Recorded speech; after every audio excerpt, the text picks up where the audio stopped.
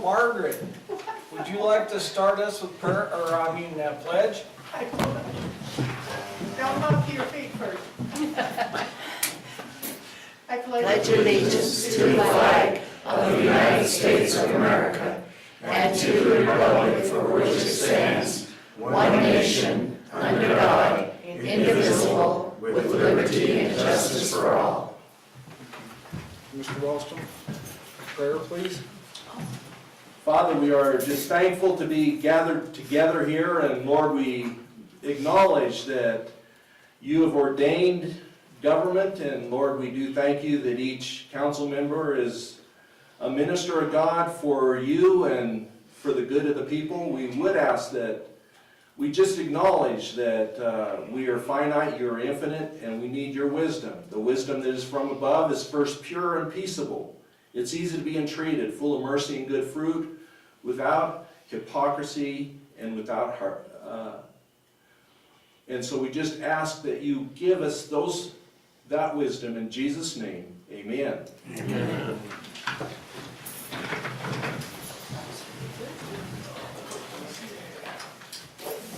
Need a roll call? Councilor Sabella? Here. Councilor Ellithorpe? Here. Councilor Lorenz? Here. Councilor Johnson? Here. Mayor Becker? Here. Quorum is declared. Okay. Approval of the consent agenda. Minutes for regular meeting June 7th. Again, approval of accounts payable. Anybody have time to read that?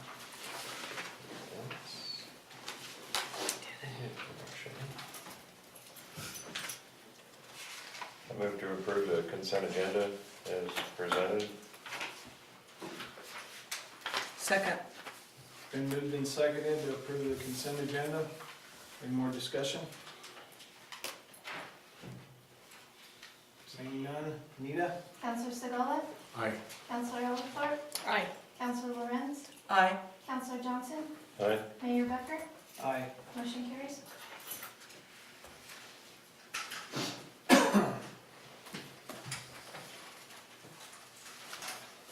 Mr. Malone, Sunless Valley Fair, Sky High Rental. All right, for those of you that don't know me, my name is Nick Malone. I'm the acting Fair Board President. I guess I'm on my third year. Probably took over after Dale. I don't know, there's been a few since. I guess I'm here just to visit with you a little bit about our rental of the Sky High building this year. There was some changes in the fee structure and in how that affects us as the Fair Board. You know, as you know, we're a nonprofit serving youth organization.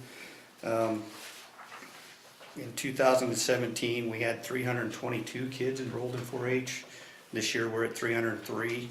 With that, we had 1,554 entries in the fair.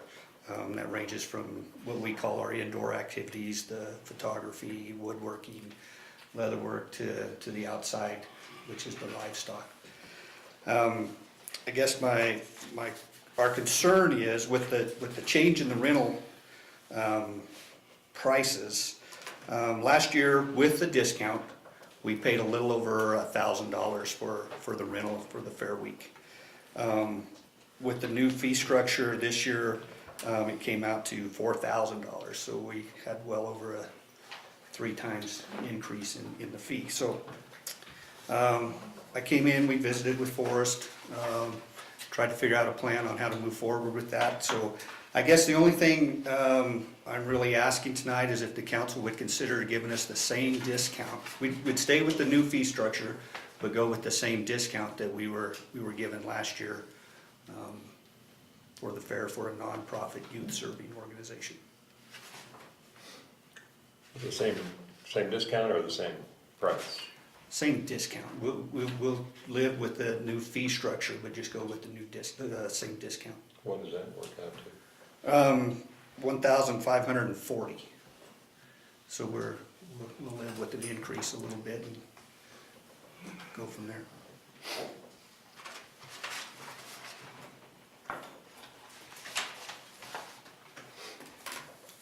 Any other questions you got there? don't go anywhere yet. Yeah, we're looking. What'd you say that figures out with the 1,540? Yes. That would be with the same discount we had last year.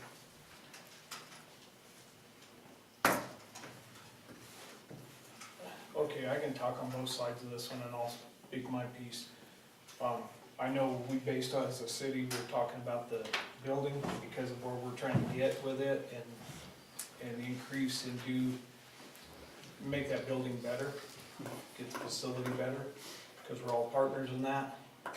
So we as a city, I'm gonna tell you that, I know we need that, but now on the other hand, being on Fair Board for 20 years, I totally understand where he's coming from because the monies that used to be there from the counties, and for those of you that don't know, when he's talking the county fair, it's not Rio Grande County Fair, there's 6 counties involved in this fair. So we are way bigger than most fairs because they're single county.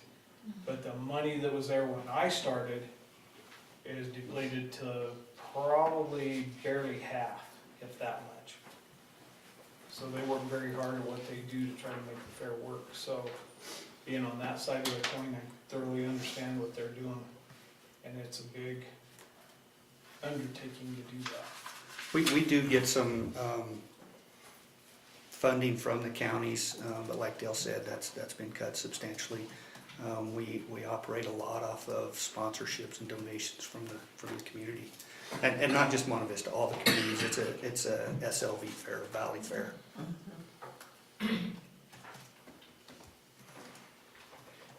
I know we were talking about making those changes. I honestly, personally, was not anticipating that much of an increase. Apparently you weren't either.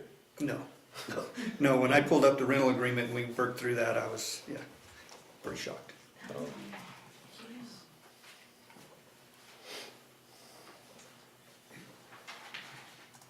Does anybody have any more questions for him? And the counties are your only funding? The participants don't fund that in any way? It's Well, just through county there's funding? entry fees, but we try to keep those Reasonable, right, for at a families? minimum. Other than the county's funding, but we also go out and solicit donations and sponsorships from businesses or even individuals. We go all the way down from a $25 donation to, a 15 or Right, whatever, as much as we can get, I guess. right.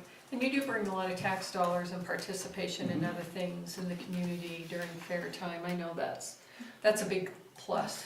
Yeah, with the 300 and some plus kids that we have entered, they're here most of the week. They're eating in town. They're spending some money in town office for the whole Right. week.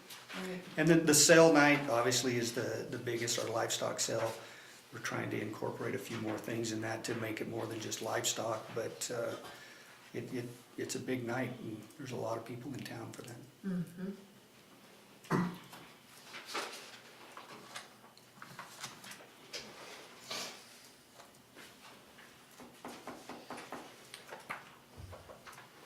If I could add something, Mr. Mayor, so, previously, the discount, was 75% for, organizations that serve youth. And, so the differential in this is, we changed it to 35%. And I've had discussions with the council about, how that building is the facility is woefully underfunded. But I don't think that was particularly well communicated on behalf of the city. So when I met with Nick this afternoon, actually I called him up because I hadn't seen the rental agreement. So I was like, well, okay, what are we talking about? And he came and showed me that, but we still have the old one on the website too, apparently. So I think that caused some confusion. I would say that, when I put on my bean counting hat, I'm like, every dollar we need for that, and we are talking about re-roofing it, potentially, and, that's a big price tag. So, from my standpoint, I would recommend that this year, that we apply the old discount, and that was the number, the 1540. 1540. So it's not as much of a sticker shock, but I would say next year, we're gonna need to toe the line a little harder just across the board. You know, y'all did provide the chamber some discounting on their use of facilities and the parks and stuff this year, and I think that's all fine, and I recognize the value of the fair, and that was part of the reason I was willing to, you know, have this discussion with Nick, and I think this is an equitable approach for this year. But I do think, you know, particularly if we're gonna put additional funds in it from the city, i.e. the roof and some other improvements, you know, there needs to be a return on investment. So, you know, going forward, I think that's gonna be harder to do. Well, I would bet that I'm just guessing, that, because you guys are an important part of this, taking care of the facility out there, that, what if we come to you guys and say, hey, can you guys help? You guys might have the opportunity later to be able to help with a little bit of funding, and I know it's not a lot, because I've been too many years seeing it, but that gives that thought to it, and maybe we can do something there. As far as the whole fair as a group, maybe they can all gather up and maybe do some kind of fundraiser. Sure, I mean, yeah, if we had notice of something we could work on, I don't see that as a problem. We, you know, as the fair board, when we go to the 4-H groups and different ones and ask them for, you know, tell them what's going on, what we need, we usually get pretty good support from the kids and the family. I guess families don't want to just limit it to kids. There's a lot more than kids Right. involved in it. Well, I can tell you guys, I'll speak again, as far as fair goes, when I started on the fair board, there was kids that were in fair. When I walked away from fair board, those kids that started with me were having kids coming in fair. So I was Right. like seeing generations of it and watching them kids grow up. That, to me, is a tremendous place for kids, because I could go there knowing that if my kid disappeared, somebody was watching it.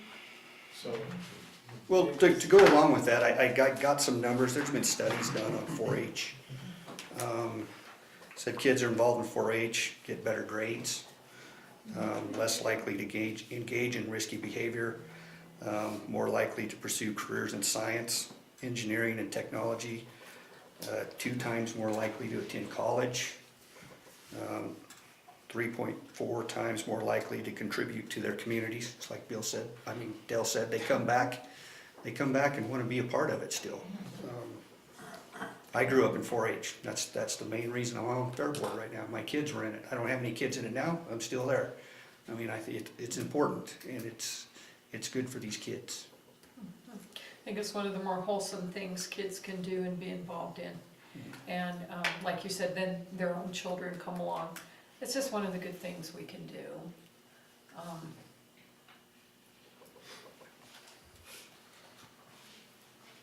Well, I know that, just to reiterate Horace's comments, we do need to toe the line and catch up. I see in this case, I'm a very big fan of 4-H from the Midwest originally.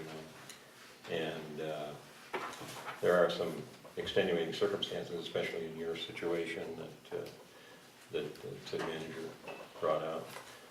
But based on all that, I would move to accept your proposal that we apply the previous discount this year only. We'll talk about your future, but for this year, to apply that discount for the 1540. And I would second that. Thank you.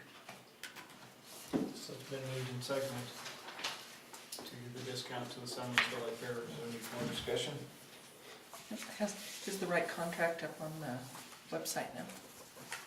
Well, I just There's received two. that today, Counselor, so we'll have that corrected by Monday. Okay. I think, is there a way to notify other people that are gonna be using it this year of that increase, and so they're not shocked by it? and- Well, in my mind, that should have already been done, so Very good. yes, Okay, it'll get communicated. okay. Nita? Counselor Lorenz, Aye. Counselor Segala, Aye. Counselor Elliford, Aye. Counselor Johnson, All right, Mayor Becker, Aye. motion carries. Thank you, guys. thank you. Have a good night. See you at the fair.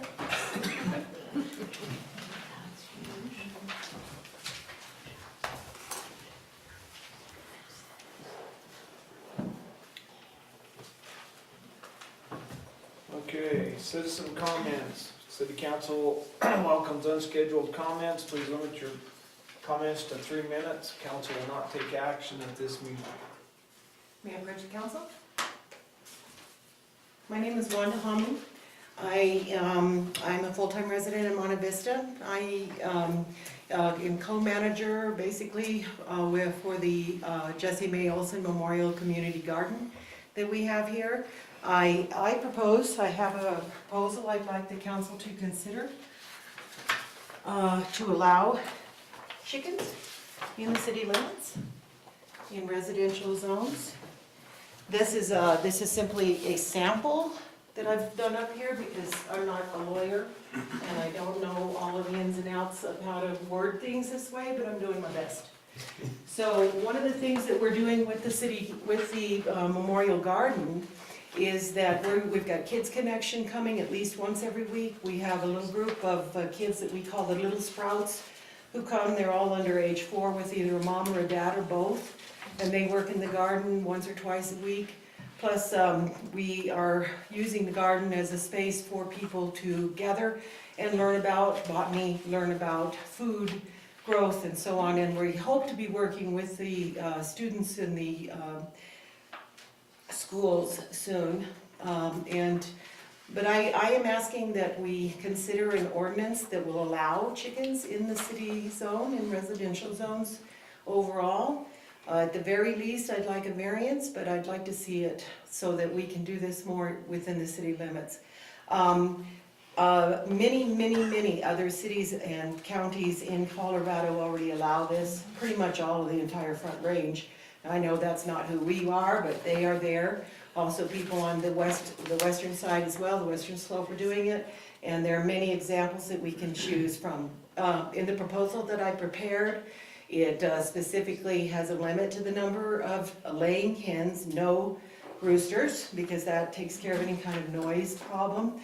There's specifications that are based on proper care of fowl, as far as the space needed for their coops, and using, say, a chicken tractor while they're outside of the coop is really a wonderful thing. If you don't know what that is, I'd be happy to explain it to you later.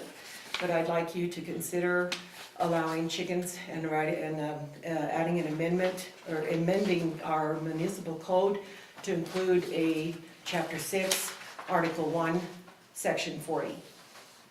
Also, this will bring some income to the city in the form of a permit that would be required, and an inspection perhaps at the end of each year before renewal of the permit would ensure that the people having the chickens will continue to have them safely and properly. So I'd like you to consider my proposal. Thank you. Can I step up for her for a minute? Or is that- Sure. Sure. Down there for now. Thanks, Mayor and Council. Meeting Wanda, some of you are aware that, you know, I try to do some of the community service with some of the attorney has going and that. Trying to get these lesser charges and have them do community service. I had a young man, naturally, I took him to do other jobs at first, which were a little tedious, so I found out he's a good young man. I had the pleasure of meeting Wanda, Jim who goes over and helps out, and things like that. This young man, first time in his life they ever even hold a chicken. It's just like catching your first ball in baseball. It was awesome. To see her set up and the work that she provides and helping the food co-op and stuff, if there's anything I can do, I know what my job is about chasing chickens out of town. However, if there could be an exception, at least for her, because of benefit, I also talked with Mr. Webb, the superintendent of the schools. He was highly encouraged after I talked to him about having Wanda maybe doing a program for about 20 kids at a time. And he wants to not only do it for maybe the middle school, but elementary as well. So I think it would be a great thing for her to teach a little bit to help the kids. It'll actually go into your 4-H. Those kids start there, maybe they keep going and progress. So all I had to say. Thank you. Jeff. Thank you, Jeff. Do you have any questions? believe I do. Does anybody else have any questions? Don't, This is pretty well put together. Yeah. Thank you. Thank you.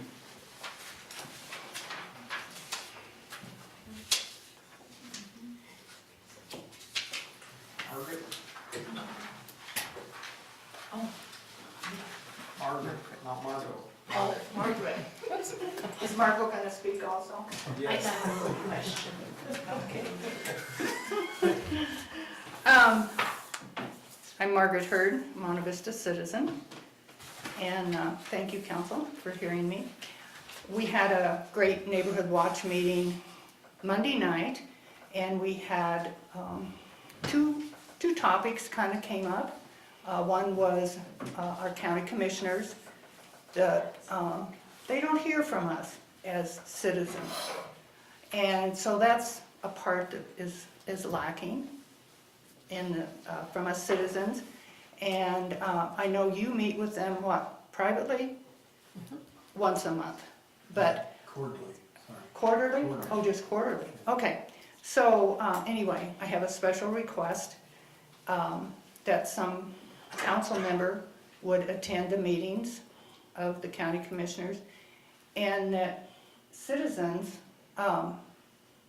take part in that also. We need to know, they need to hear from us, just like you guys need to hear from the citizens. I could have made a flow chart for this because I think it really flows right well. And Wanda's a good example of what I'm trying to see develop. We're always looking for people to get more invested in our community. Well, look what she is doing. So there's another program, Nancy Molina came and spoke about San Luis Valley Prevention Partners and CTC, which is the Communities That Care.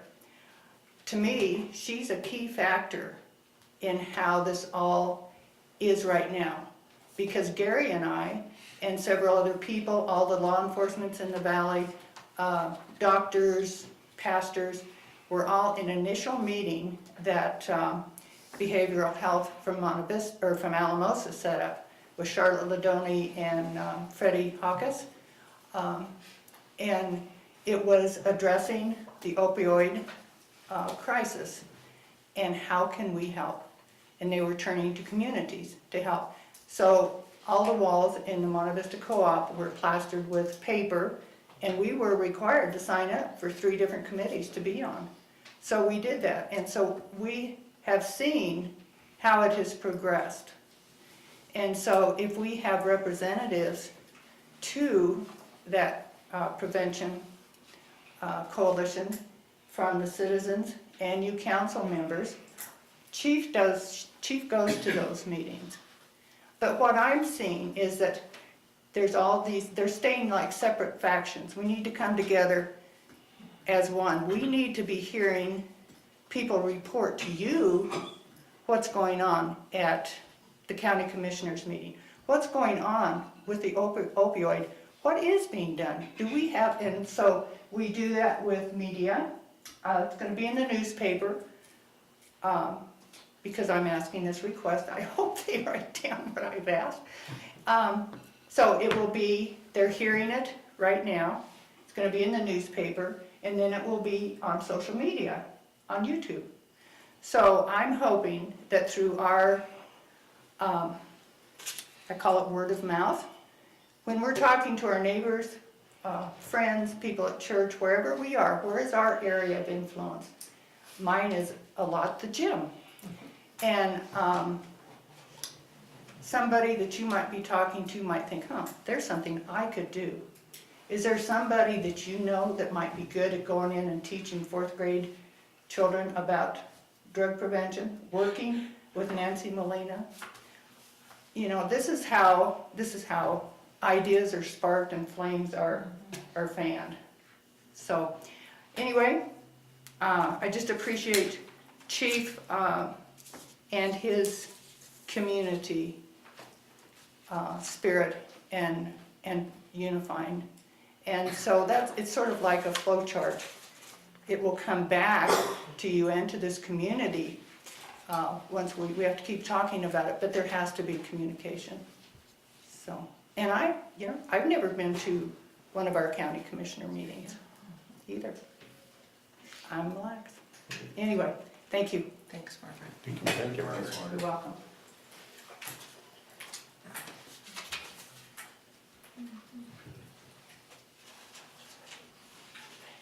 Margot Alexander. Please be sure. Hello, everybody. I'm Margot Alexander. I live in town, and I have a question. We have the 4th of July coming up. What are we doing with fireworks, the way the weather and the dryness is? Do you all know what our policy is going to be? Are we going to be against it? Not have it? What is happening? I'd love to take that one, council members. Yes, sir. Oh, yes, Forrest. The possession and sale of fireworks in the city of Monte Vista is a violation of municipal code. It's illegal and it has been for, I don't know, at least since 2009, probably before that. So outside of licensed displays of fireworks and sparklers, they're not allowed, Okay. period. So there are no stands here, there's no, You can't buy it in town. you cannot buy them in Okay. town. So, What about people shooting them off in the, personally in your driveway, that kind of it's stuff? illegal to possess them. The police department tries to respond to noise complaints Yeah, like at on and midnight? around the 4th of July, and they do the best they can, but I'd say there's a fair number of citizens that do violate the law. I But just- They okay. don't understand that they're taking on liability. If their bottle rocket lights their neighbor's house on fire, they're conducting illegal activity when that happens. So, Okay, in this day and age, that's probably not thought out very well. I just wondered, because I've heard, what everybody's doing. There's a thing in Denver, the neighborhoods are saying this is a sparkler-free neighborhood, or, and they won't do it, and the people in that neighborhood agree not to do that. And I thought with the fires and things, we sure as heck can't afford to have a fire in town. And I just wondered what it was, so thank you, that answers my question. That sounds like a great cause for concern, is to get some neighborhoods. That would be very effective, I would think. Yeah, I thought that was a great idea, and I think it's in Littleton or Inglewood that they were doing that, and they have a little sign that says, this neighborhood is going to be free from fireworks, because everybody agreed not to have any. So it's a voluntary thing, and I thought, oh, So an awareness, yeah, mostly. so thank you. Well, we'll add some more to that. So, people that are gonna be watching, citizens of Monte Vista are reminded that it is unlawful for any person to exhibit or have in their possession with intent to give away or sell or offer for sale within the city any fireworks or firecrackers, as Forrest said.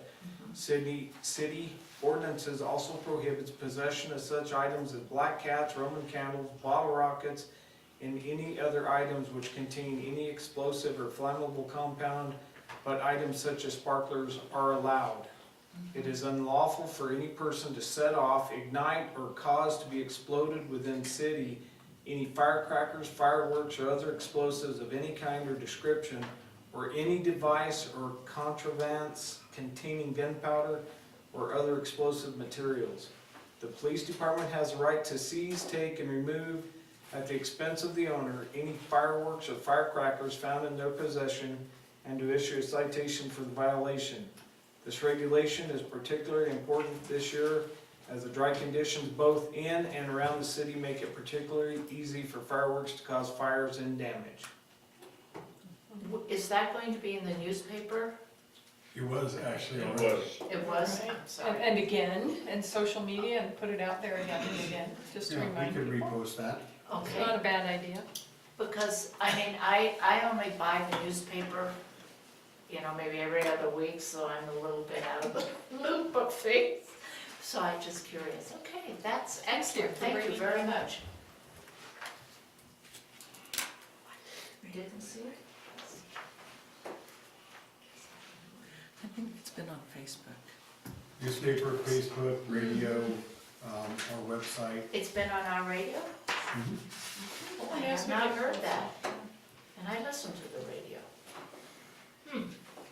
Okay. Radio, thank you. I appreciate the information. Mr. Huff. Oh, okay.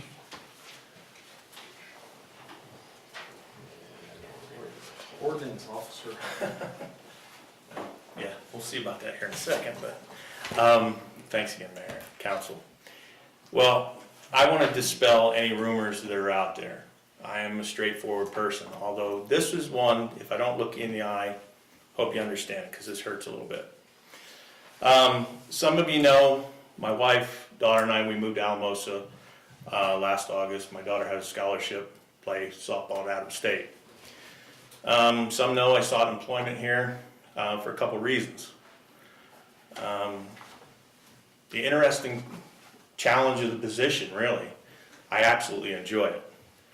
And selfish reasons, a little more weekend time because I am so involved in the softball, helped out and stuff like that, which I've dedicated my life to my family, work, and mostly kids, and it's been around sports all my life.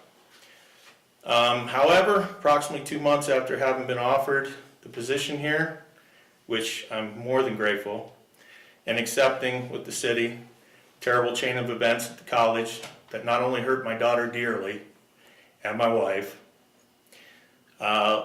excuse me, left my daughter no position but to transfer.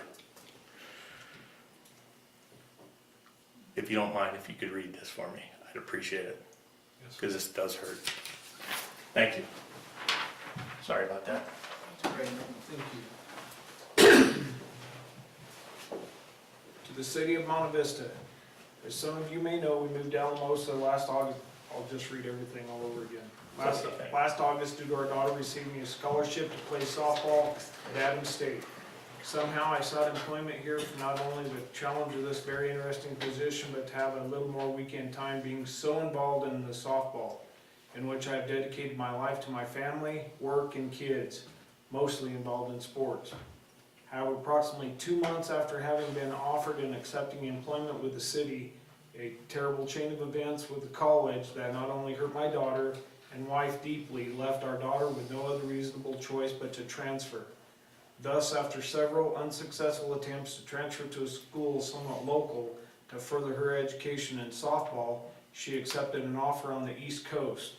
Obviously, my wife and I will be relocating with her, thus leaving me the heartbreaking decision to resign. This position has had a high turnover rate, which is strange to me, as it is very rewarding and has the assistance of a bunch of very helpful, caring people. I personally feel extremely proud to have been offered the code enforcement position and sad not to continue to be a small part of helping Monte Vista strike forward. And although my family feels hurt, confused, and disrespected by the actions of some, and also being disgusted over the lack of actions and integrity of the college so-called higher authority, we will take the high road and just move forward. I also would like, if possible, to be instrumental in the hiring of the next family member to ensure the smoothest transition. In closing, I would again like to thank not only everyone at City Hall, but the citizens of Monte Vista, as I hope I made a positive influence in my short tenure. As well, I apologize to anyone I may have let down. Thank you.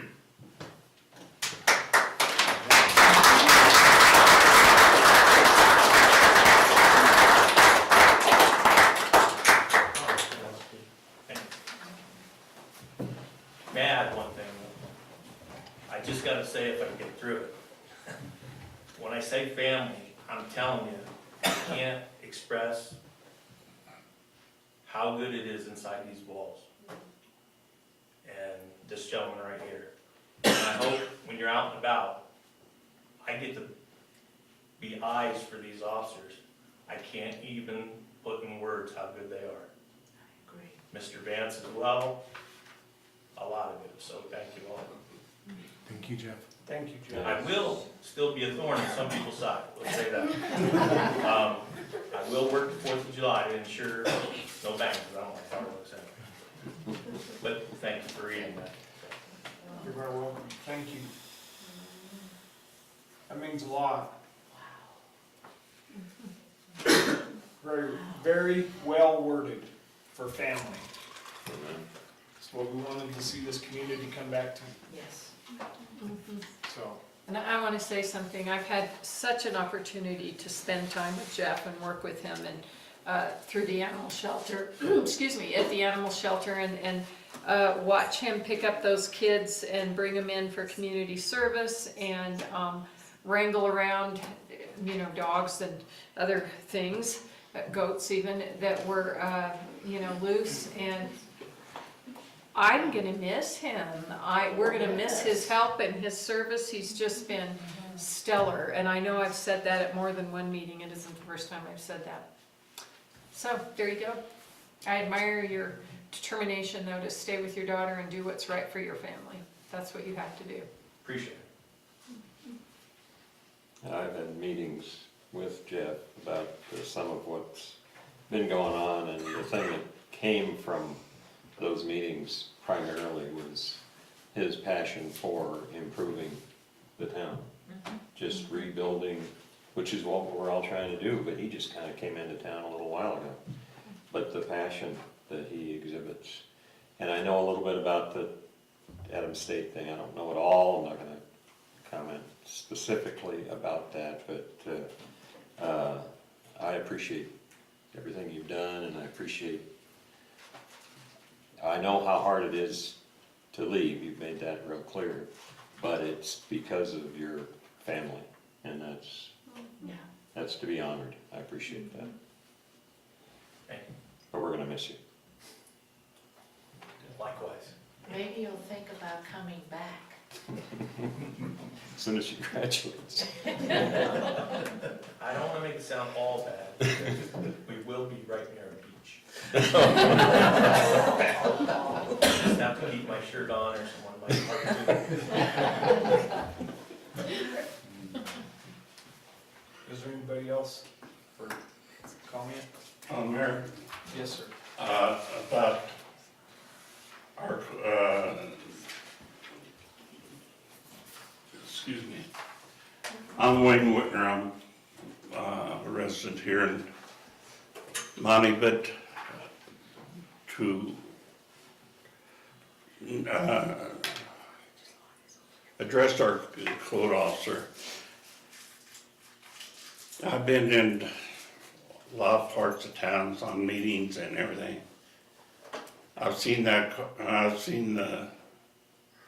his truck, his vehicle go all over up and down the alleys, and he's aware of it.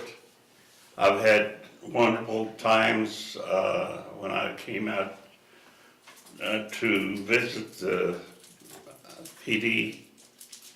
Talking to him, I know his compassion, and I've been here since '98. But to really get to talk to a code officer and let him tell you what he wants and what he's trying to do, this man is the first one that I have really understood and tried to get close to him, and he's open to anybody. Thank you, Wayne.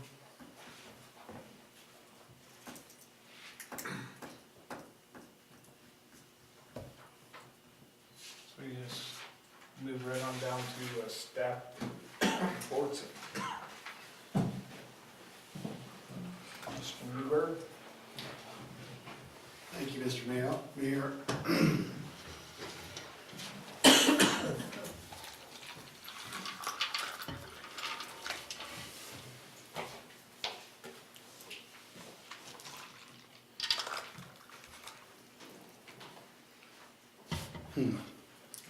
Well, I was just gonna say that Jeff is, we'll be able to fill a position, but we'll never be able to replace him. No, we won't. He's brought a lot to this job, way beyond what the description says. The work he's done, like with kids that get a chance from the court to do community service is great. His interaction with people, because you think code enforcement officers are mean, but he's not. He's been very effective. He's a great guy.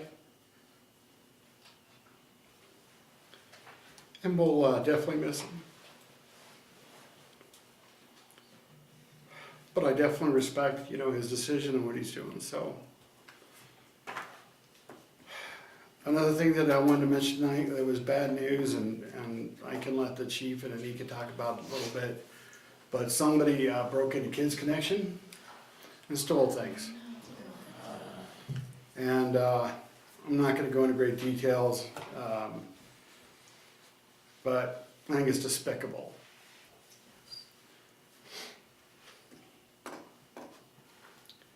That's not the city.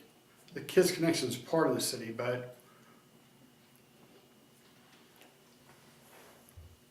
what they do for the kids here is important, and what they stole from was the youth of our city. And that is, it's reprehensible.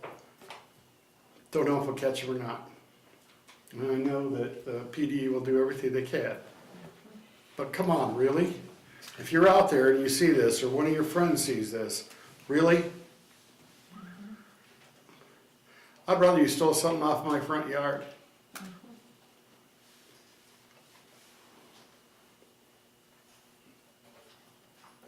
Sorry.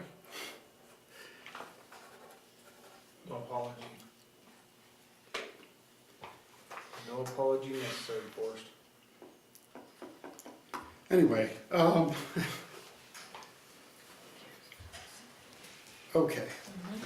While you're regrouping yourself just a second, because it's being recorded, I'm gonna say something too, okay? For anybody in this community and however many people that watch this video, pay heed to this, because I agree with you. This young lady right here devotes her life to that Kids Connection, and for somebody to go into that building and steal stuff from the kids of the valley of Monte Vista, don't want me to get involved in that one, okay? Just straight up, because you're right, it's despicable. I've had tools stolen from my home, and I know who did it, and I'm still mad about it. But to take from the kids, that's like taking from my kids. That's how I feel about this, so. I mean, this program is unique. It's of a huge benefit to a lot of kids in our community. And Anika and her staff, they do a wonderful job with these kids. And it ain't easy. Can I suggest one thing? Is it possible, I know the city with some of the financial difficulties at times, to possibly offer an award for anybody that can come with any information to lead to the arrest? So that maybe the people that come out, you can celebrate it as a family, as a party for arresting the sickening people that did that. And there's Crime Stoppers too, right? And Crime Stoppers does have rewards. And you can be anonymous, so, come on, folks. If you know who did that, call Crime Stoppers. I mean, when did this happen? Tuesday night. Do we have surveillance for them? Like, does the city use? we will now, Yeah, It's it's a priority for them. I think Well, everything for the kids, it needs to be something yeah, that's protected. it's coming. We ordered it today, so. Good to hear. Are there lights and stuff behind the building to sort of alleviate anybody? I don't know where they got in or No, but- anything, but And I'm not sure about that either, but yeah, that might be something we look at. But Yeah. there will be surveillance cameras installed very shortly. They're on the way. good. They'll be in next week and, hopefully that'll help. And they have infrared and the whole thing, so. Well, and honestly, surveillance cameras, are just sort of a matter of course for a place like that where you have all those kids anyway.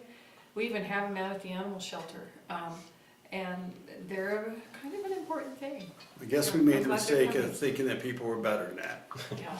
Who's paying for the cameras, may I ask? Well, the city's gonna pay for the cameras. If you don't mind, when I was in Las Vegas, I installed ring.com. I don't know if anybody's aware of it.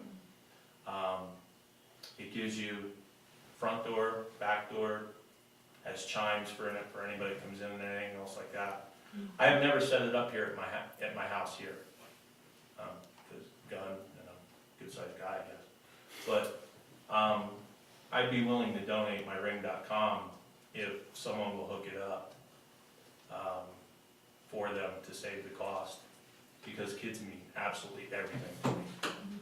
No, it's really generous, Jeff, but, yeah, we already ordered it, it's on the way, and they're very similar to the cameras we just put in the back of City Hall, which are, much more robust, and will be replacing the ones in the front, sometime this year, but.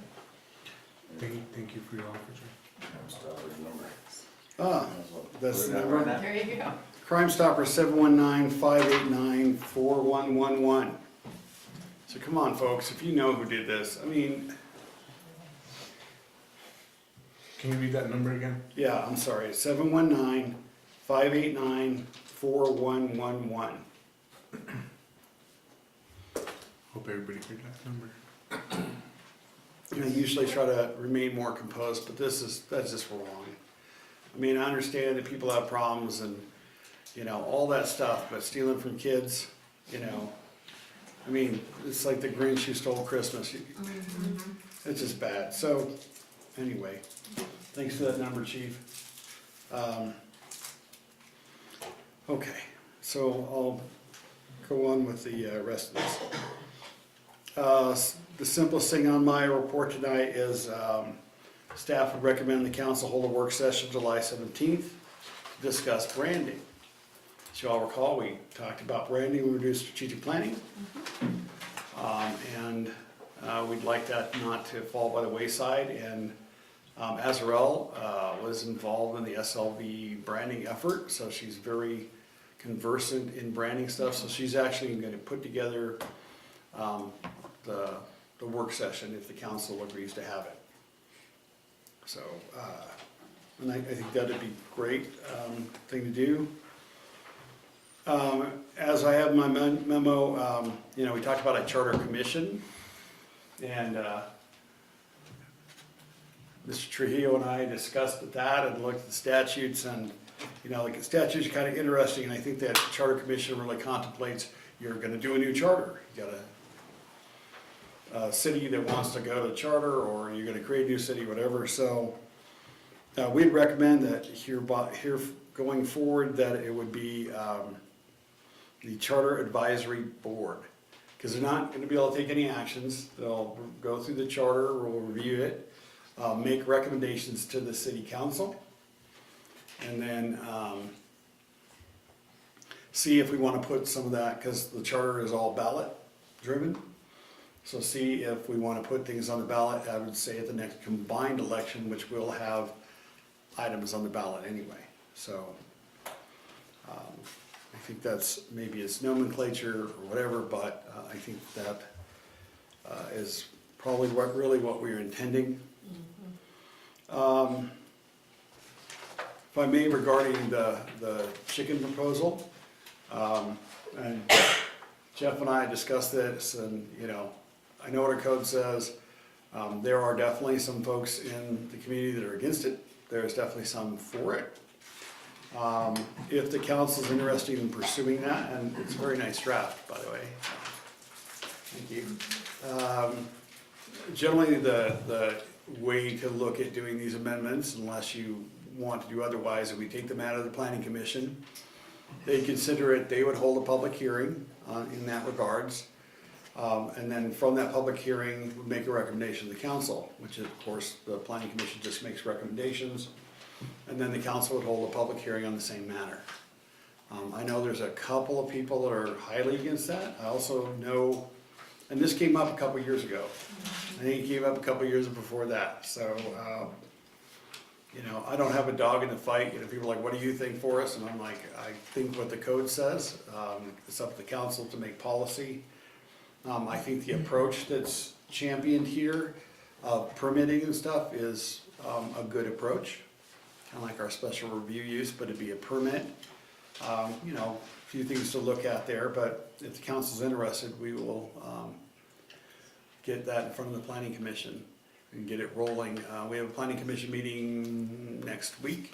We can do the initial, hey, we're gonna talk about this, and then at their July meeting, we would, you know, your public hearing notice and everything, but we could actually then hold a public hearing and get it to you in front of you all in August if you want us to pursue that. Look at the head nods, that's a yes? I do. I think, do we have to make a motion or just No, say yeah? I think we need to Pursuing. pursue that. A hearing? right, so pursuing the process. That's fine. I mean, not saying whatever the outcome would be, but we could get it out there again, and, you know, one of the issues in the past is that, in balance and in fairness, the people who are advocates for it, not as many of those folks showed up at the public hearings to testify on behalf as opposed to the opponents. Just saying that that is what has occurred, so, we'll go forward on that. The other thing that I had on the, on my report for this week is a couple of folks have talked to me and particularly Councilor Johnson about, so we have two regular council meetings a month. We're not required by the charter to have two meetings, we're required to have one.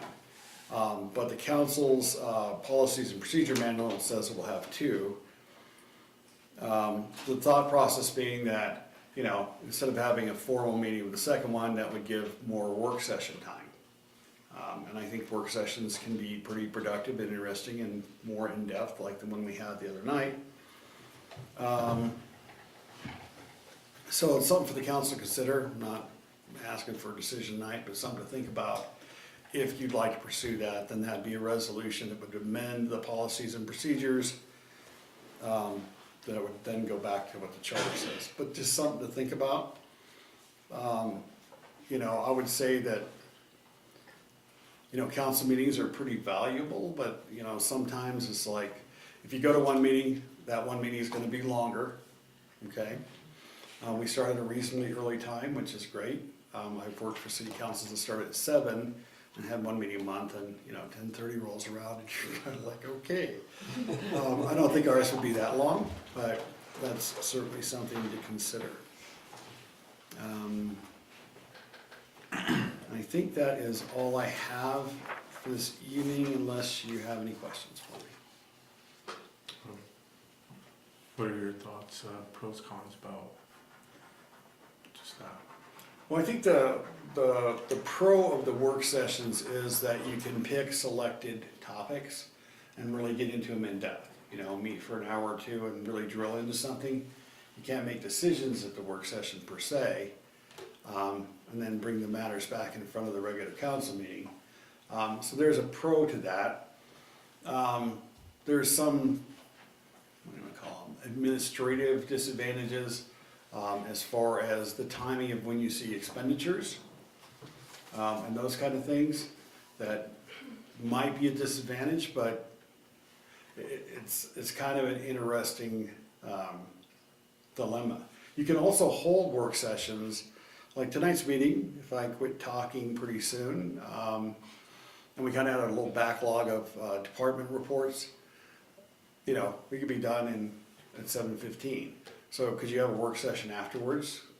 Yeah, and that's another methodology to do it, to have a work session after or before. It's a little hard to do with 6 o'clock meetings. I mean, I worked for a council that, you know, they started the meeting at 7, they had a work session at 6 o'clock before almost every city council meeting. With the way we're set up, you know, room-wise and stuff, that could be more difficult. But I think if there's matters, if you feel like there's a lot of matters we need to dig into, work sessions are great. You know, it's kind of really a preference thing on your point. I think there's pros and cons to each one. I do like work sessions myself because you can focus on one thing. But, you know, we can also be less brief during our regular council meetings. If you want, I mean, you can actually adjourn the regular meeting during a regular council meeting and have a full-on discussion about something in the middle of it, if you want, or do work sessions at the end. So there's a number of ways to handle that. You could also, without, you know, if you change we change the procedures part to just say, council may have a second meeting, then you can, that gives you more flexibility, because right now it says the first and third Thursday. So that could just become an optional thing, and you kind of look at what we got coming up and decide, you want to have a work session, you want to have a council meeting.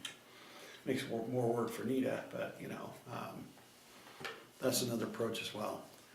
I mean, there's gonna be some times where maybe you don't need a work session and you don't need a council meeting. You know, doesn't change the pay of your elected positions.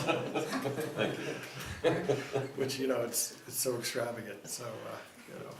So anyway, I think that's something to consider. I can add something to that, just in brief, you and I have discussed that. Just not because we have some, or I have some particular bent, one way or the other. It just kind of seemed like a good idea. One of the things that I could recommend that I honestly haven't done yet, and that is to talk to the people at South Fork, because that's what they do. They have a council meeting. One, the first meeting is council meeting, the second meeting is a work session, or the other way around. And now that we're talking about it, that's one of the things that I would want to do, and I would recommend it to anybody, is to get some communication going with them, find out how that works.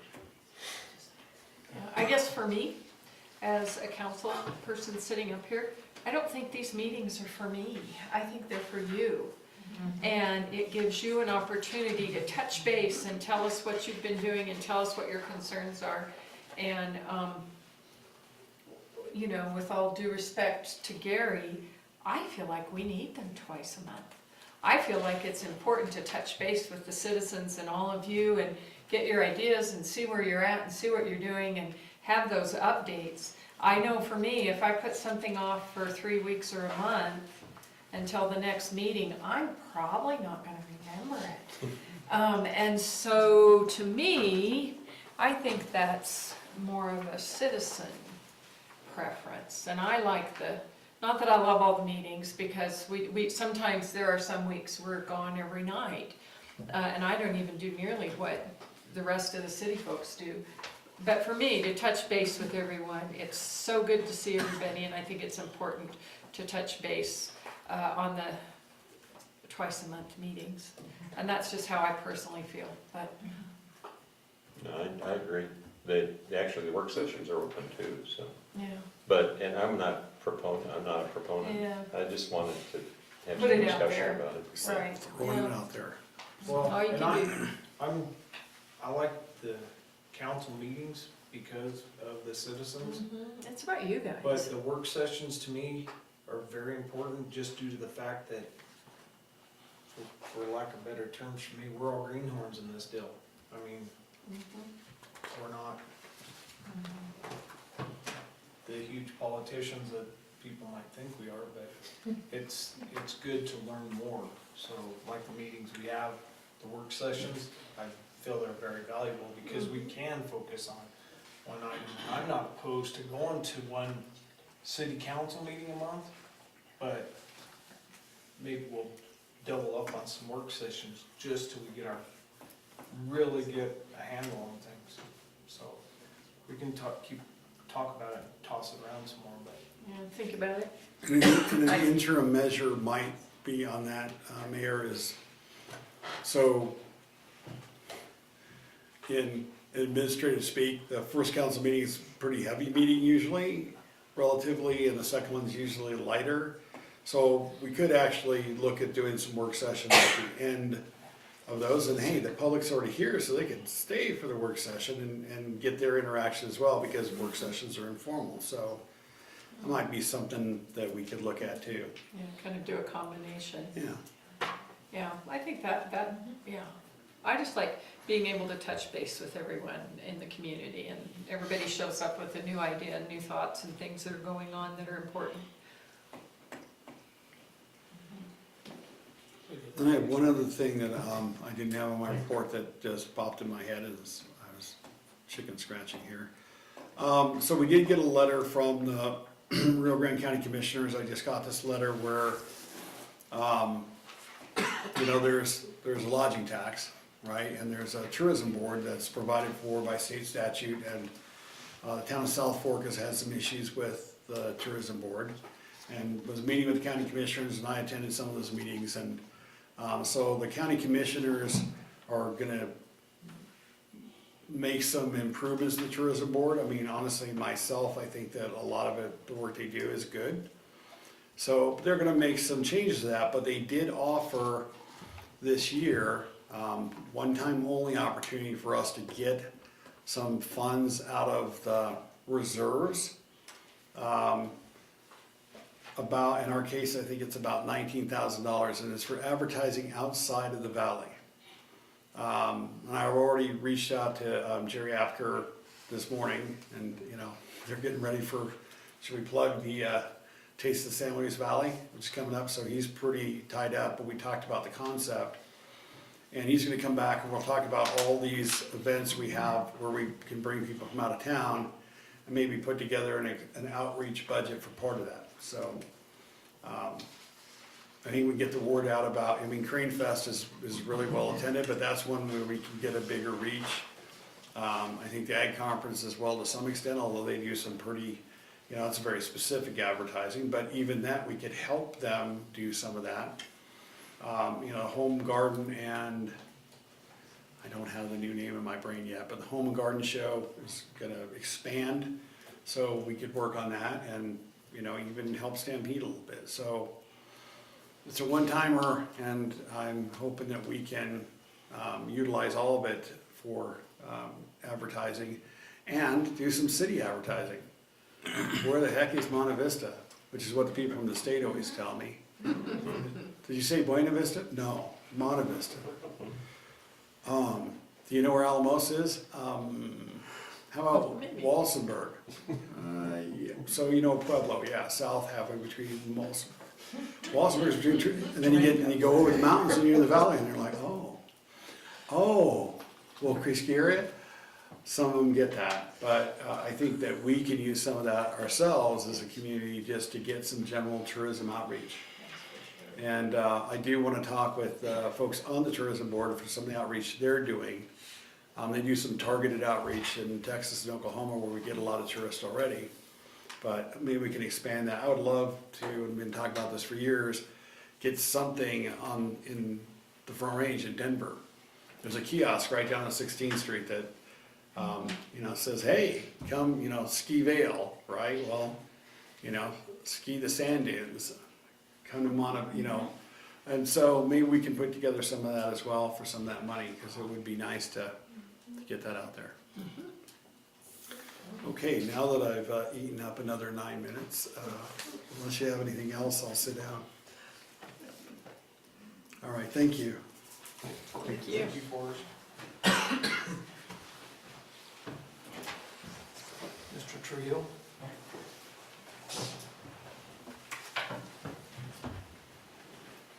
Thank you, Mr. Mayor, Council.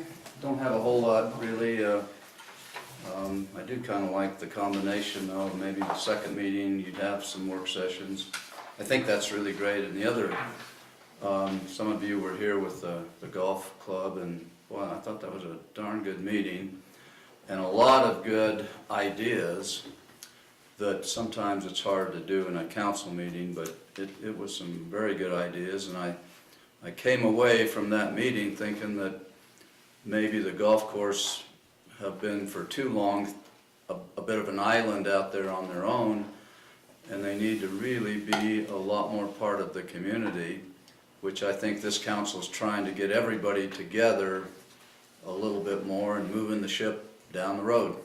So I really think that that was a good meeting with a lot of good ideas, and I hope they took good notes, because lots of good ideas.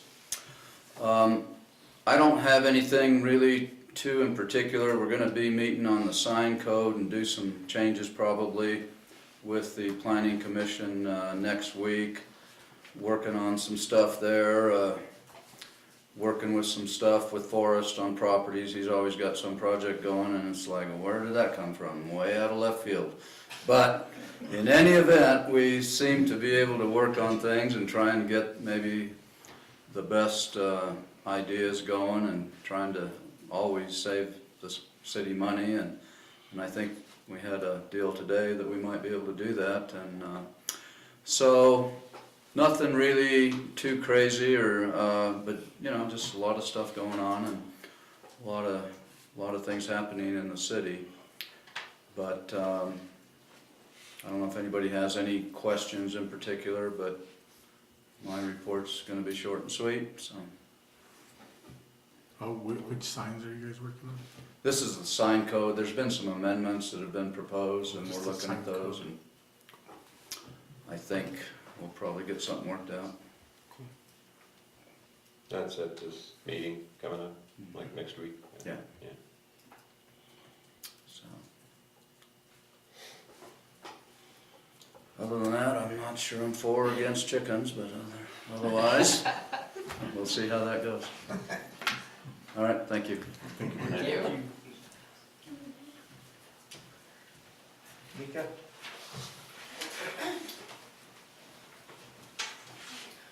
Good afternoon. I'll just apologize really quickly for not being here for a while. I've just been like hiding, not busy at all, just avoiding coming. Just kidding. At the beginning of May, I finished, or I went to Kansas to attend a training for the NRPA grant that Kids Connection received. So it was a 2-day training, a very eventful flight back. I'm very happy to be here and never want to go to Kansas again. So if we receive another grant, I'm going to send somebody else. So I'll take volunteers now. I don't want to do that trip again. But got some really good knowledge out of the meeting, met some new people throughout Colorado and Kansas, and there was one more state that was in representation. I can't remember it, somewhere in my report. But made some really good friends, some good contacts throughout the state. So we're sharing resources. Along with that, we received $35,000 to go towards boosting our after school, or actually right now we're boosting our summer meal service program. So we will have some banners purchased very soon to get posted all over town. Just to let the community know that Kids Connection is considered an open site for meal service during the summer. We provide a breakfast and lunch Monday through Thursday, all summer long. And it is free for any child that is 5 to 18 years of age. So it's much like what the school district used to do. It's probably been about 5, 6, 7 years back. Kids Connection, with the partnership that we have with Care and Share, or the sponsorship with Care and Share out of Colorado Springs. They're providing meals to our program participants and any child that walks into the doors during those meal service times to get something to eat. They do not need to be members of Kids Connection. They could just be kids hanging out in town and want something to eat during lunch or during breakfast. They can come in as long as they consume the meal on site, then they're free to leave and can come back for the next meal if they would like. So Kids Connection has actually been an open site for the last 3 summers. We just haven't gotten very many community children that come in. So we're hoping to boost those numbers. That's a big goal for the NRPA, is to help really push those meals and get more kids in to eat. In the middle of May, Jesse and I finished up the 18-month training for the USDA grant that we had received to build sustainable organizations. So I'll pass this around, it's just a certificate of participation. They were, it was a monthly it was a meeting every other month and a coaching call and webinar in those in-between months for 18 months. And it was 2-day training in person when we did show up. So that was a very big commitment. We didn't realize when we signed up. We knew what they were asking, we just didn't know how much we were gonna have to be gone or be in front of a computer or talking to people. Our coach was actually Maria Fabula, and she is the CEO of CRC, and she has agreed to be there for us for any questions that we have, just to help guide us for the rest of our journey as Kids Connection. So anytime I have a question, I can give her a call. She's willing to send over any support that she can, give us any resources that will help us out, just to keep Kids Connection thriving and moving forward for many years to go. In the packet, I provided you guys kind of a breakdown of how our summer works. It is a daily schedule broken down into our 2 age groups.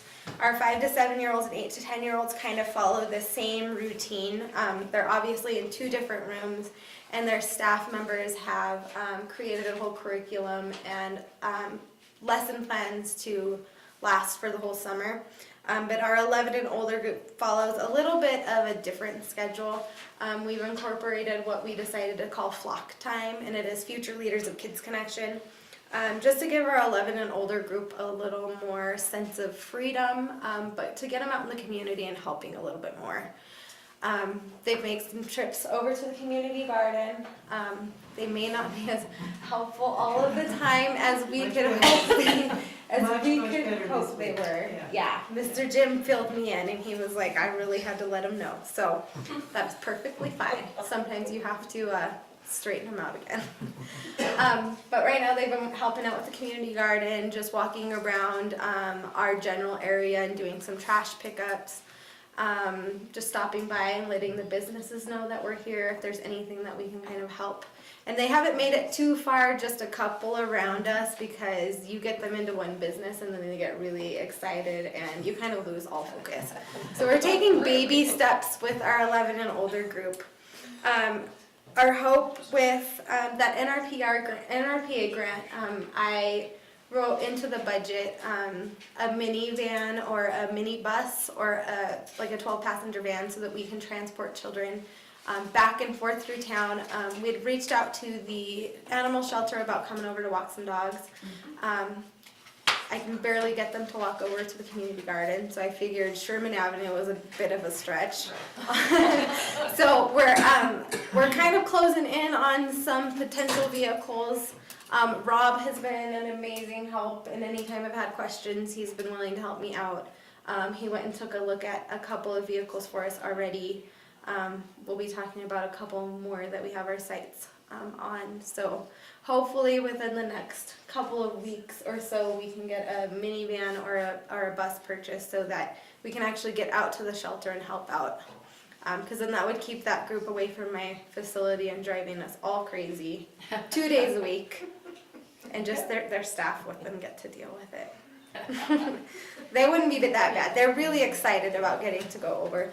We've also been contacted by River Valley Inn, the nursing home in Del Norte. They really want our kids to come over and do some volunteer time and play games with their community of citizens that they have there. So we have a lot of plans once we can secure some good transportation.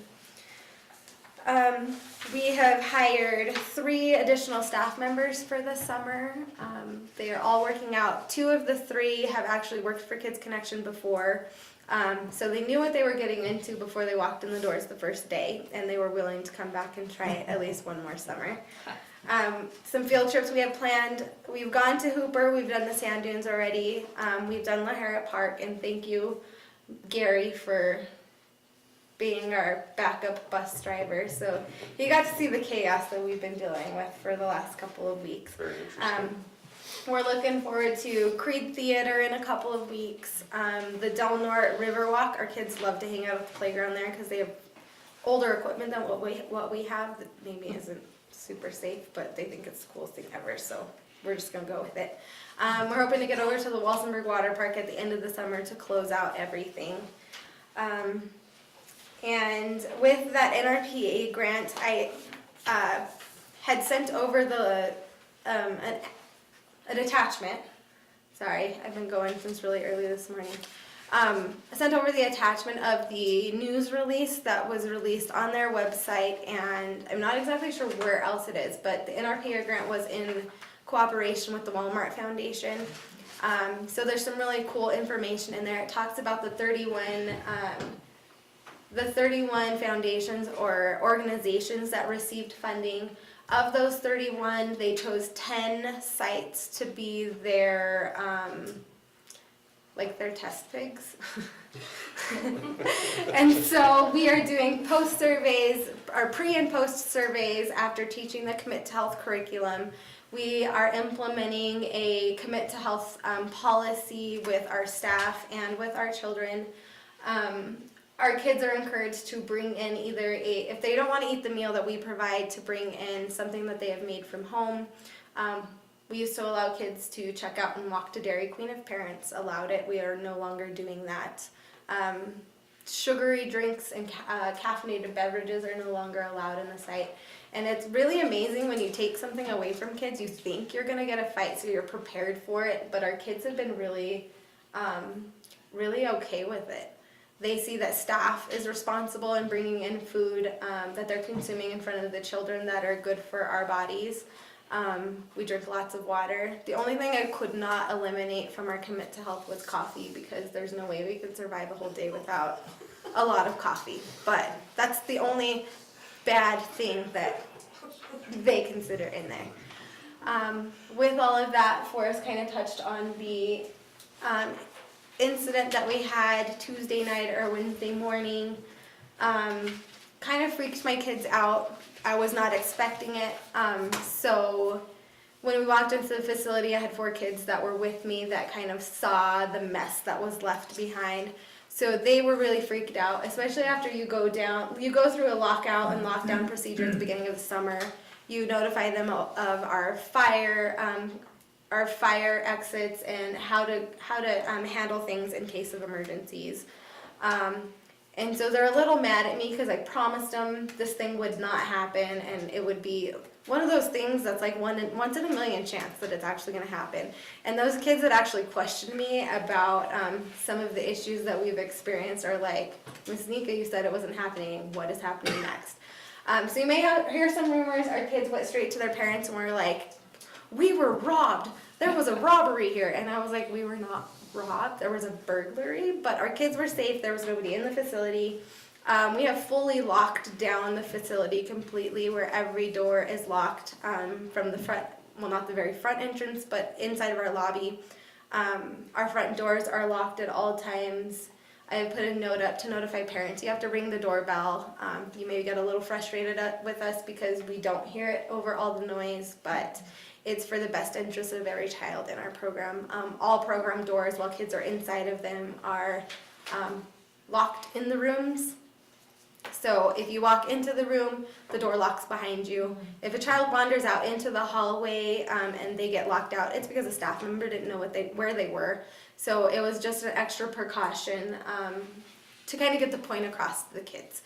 We do ask them to ask permission to leave the rooms, and they were really fighting us on this and wandering all over. But once we started locking the doors, I had Officer Pino came over and met with us in the morning, and just his presence there made the kids feel a little more safe. They were much more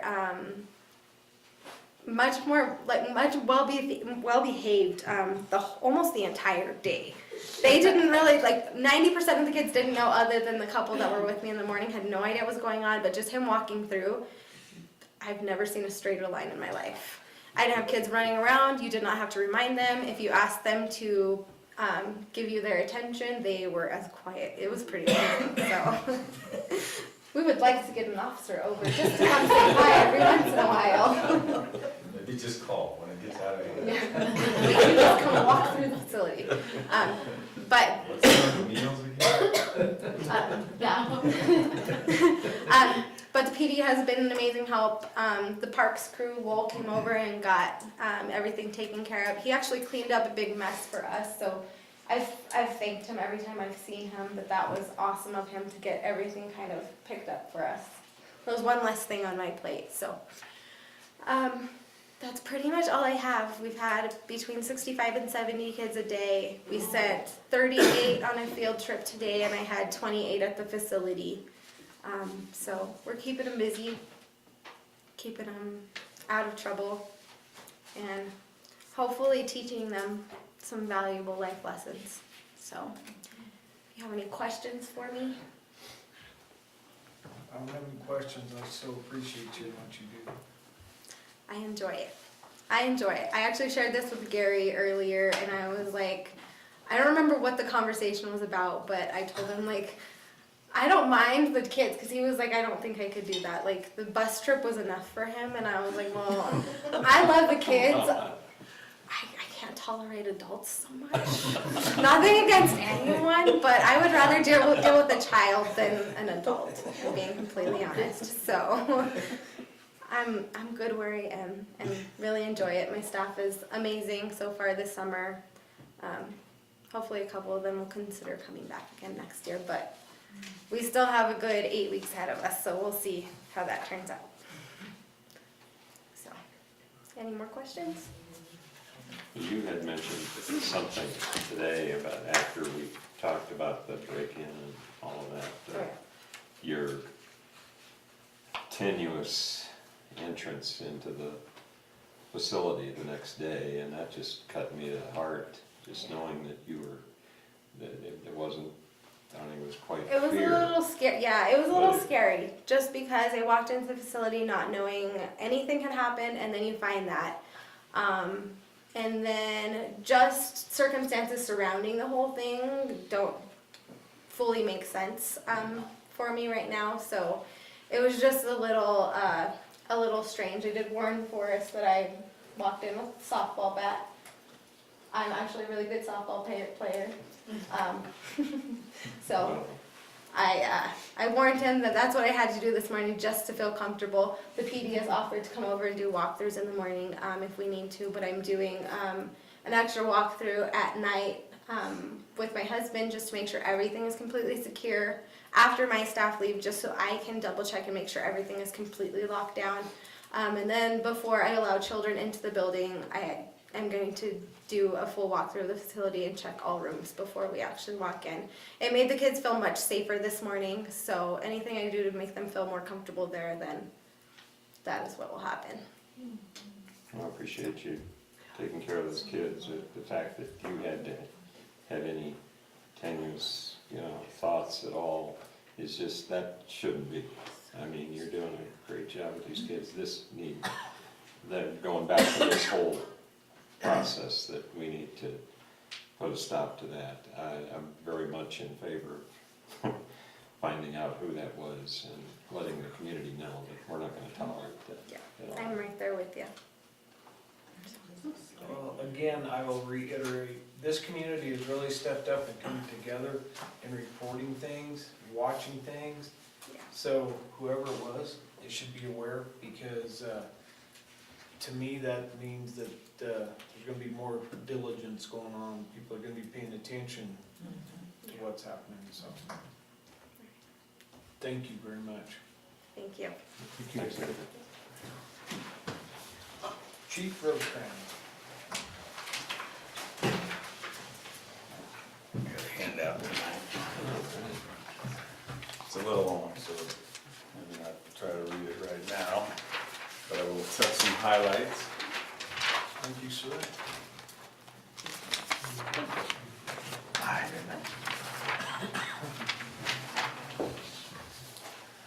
Good evening, Mr. Mayor, councilors.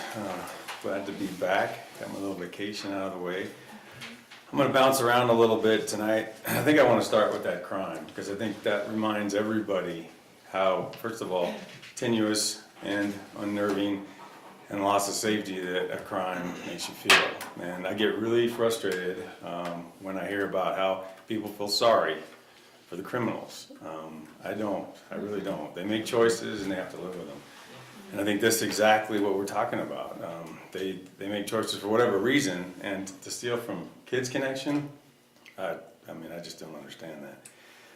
And we won't talk any specifics, but there's some strangeness to the circumstances that Nika alluded to that I think we'll probably catch somebody, and then we'll be able to deal with them appropriately. So the jumping out of kind of staying in the crime, in your packet, there's some statistics for the last month. Unfortunately, we're kind of right on track in a lot of areas, especially the burglaries. It's frustrating. We average about 8 a month, and guess what? We had 7. One of them was solved. A couple of them were abandoned kind of places, doesn't change the crime.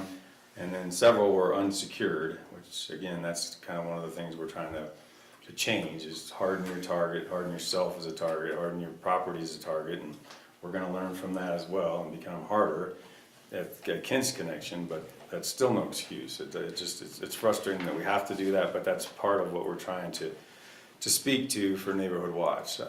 The property crimes overall are down, person crimes are down, you can see the narcotics crimes are up, and you might tie that to the sheet that I handed out. The canines are really starting to get rolling.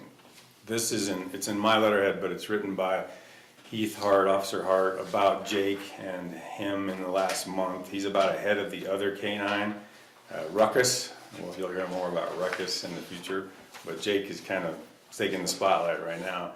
And the highlights are, in a month's time, he's taken just about 50 grams of product off the street. That's about $4 grand.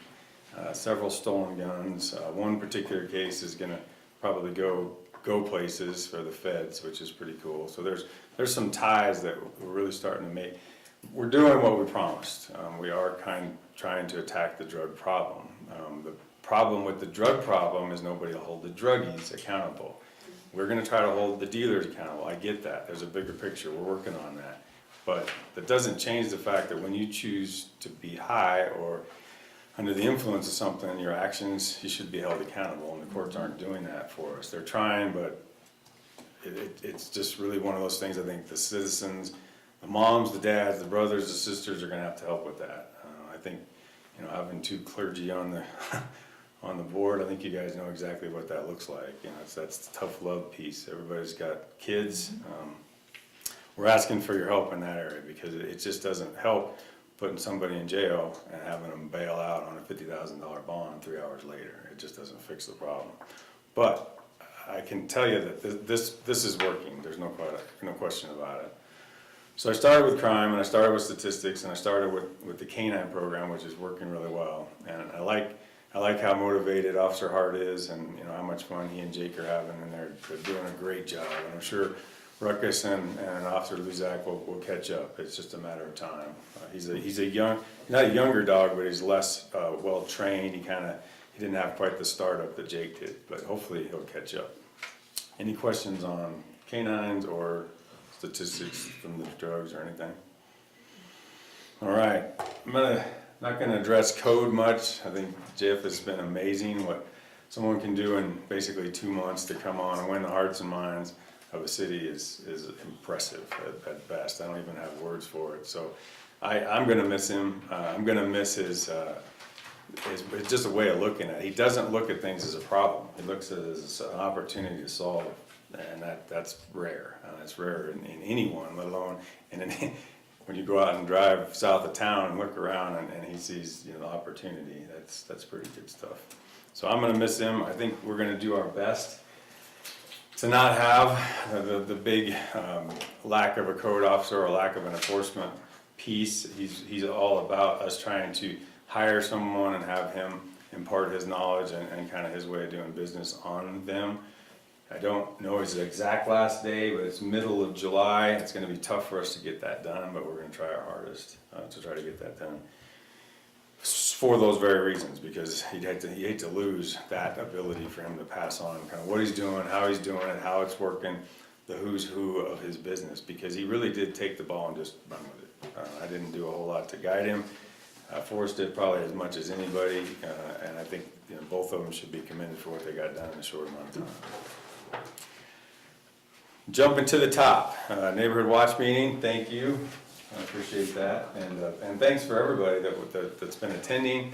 We had a great communication with Nancy Molina and RGPP, the prevention partners, and CTC. She's been amazing. You know, she's given money to Neighborhood Watch, she's given money to National Night Out, and I say that because it's, you know, she has access to state money, so her organization is working very hard. I'm involved. I'm on the committee. It's exciting for me. It's part of my goal of getting school resource officers back in the school as a resource. We might even try to call it something different. I've been working with the superintendent over there, Webb, and I think we have a plan that could work. It's going to take some money. It's going to take some grants, and it's going to take, you know, kind of some trust. But I think it's the right thing to do, and part of being that prevention. You know, I stand up here and I get frustrated with the crime. Well, again, it's about prevention. We all know you can arrest and arrest and arrest, and you're going to get some piece of success, but the prevention is the huge piece. That's really what fixes things before it happens. Just like they're talking with substance abuse, we're talking about what next comes from that. You know, bad choices, they snowball. So I love what they're doing. It was nice that Kathy brought her in to speak, and I think there's a really good kind of connection, and I'll let kind of Gary maybe talk about a piece, I assume he probably will, about the regional meeting that we had on Tuesday, so I'll kind of skip that. But before I get too far into this, Crime Stoppers is the next piece, and Andrea is volunteered her time, but I need another volunteer, so I have to have 2 people to come to me with these meetings, and I'm not getting a lot of success, but Andrea has been awesome, and she's going to continue, but I need another one. So I'm pleading to the citizens, anybody in here, board members, our board has to be run by civilians. We're in a position right now to really be able to get some things done with Crime Stoppers. We have 2 grants that we just received. We just got banners donated. We have some other things going. I'm actually going to ask for money from council eventually. All the departments, county and municipally, have kind of agreed at a lower level that we think cities ought to contribute. So I'm going to eventually ask for that. We're either going to put it in the budget, or we're just going to ask for a yearly stipend that might be given. Alamosa and both PD and SO have kind of thought about maybe a $300 to $500 per organization. Well, that's a pretty good chunk of money. And again, it's about allowing anyone to turn information in completely anonymous.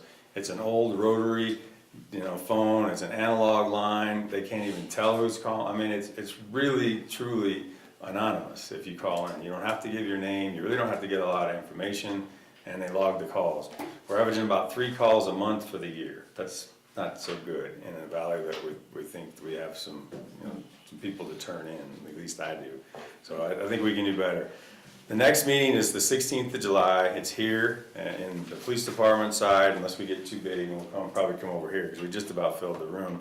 But we have a combination of huge, heavy law enforcement and not enough civilian. And to work as part of the national organization, it has to be run by a civilian board. So I can be the advisor for Andrea and whoever else wants to help, and I will do that. And I guarantee I will be at the meetings, but we need help. So this is kind of a recruitment slash, you know, hopefully we can twist somebody's arm and get something in there. So think about the donation, think about how you might want to handle that, and if you don't like that, we'll just try to sneak it in the budget. And it's fun, guys. I mean, like, the people that go, it's quite a bit of fun. You know, you have the officers and civilian interaction, and I think that's important for the city. You know, we don't see a lot of that in other places, so it'd be great, whoever wants to. And they're actually board of directors positions, so you know you could have a little prestige to president, vice president. It's legit. What time of day is this? 4. Well, we're very flexible, to be honest. We're trying to.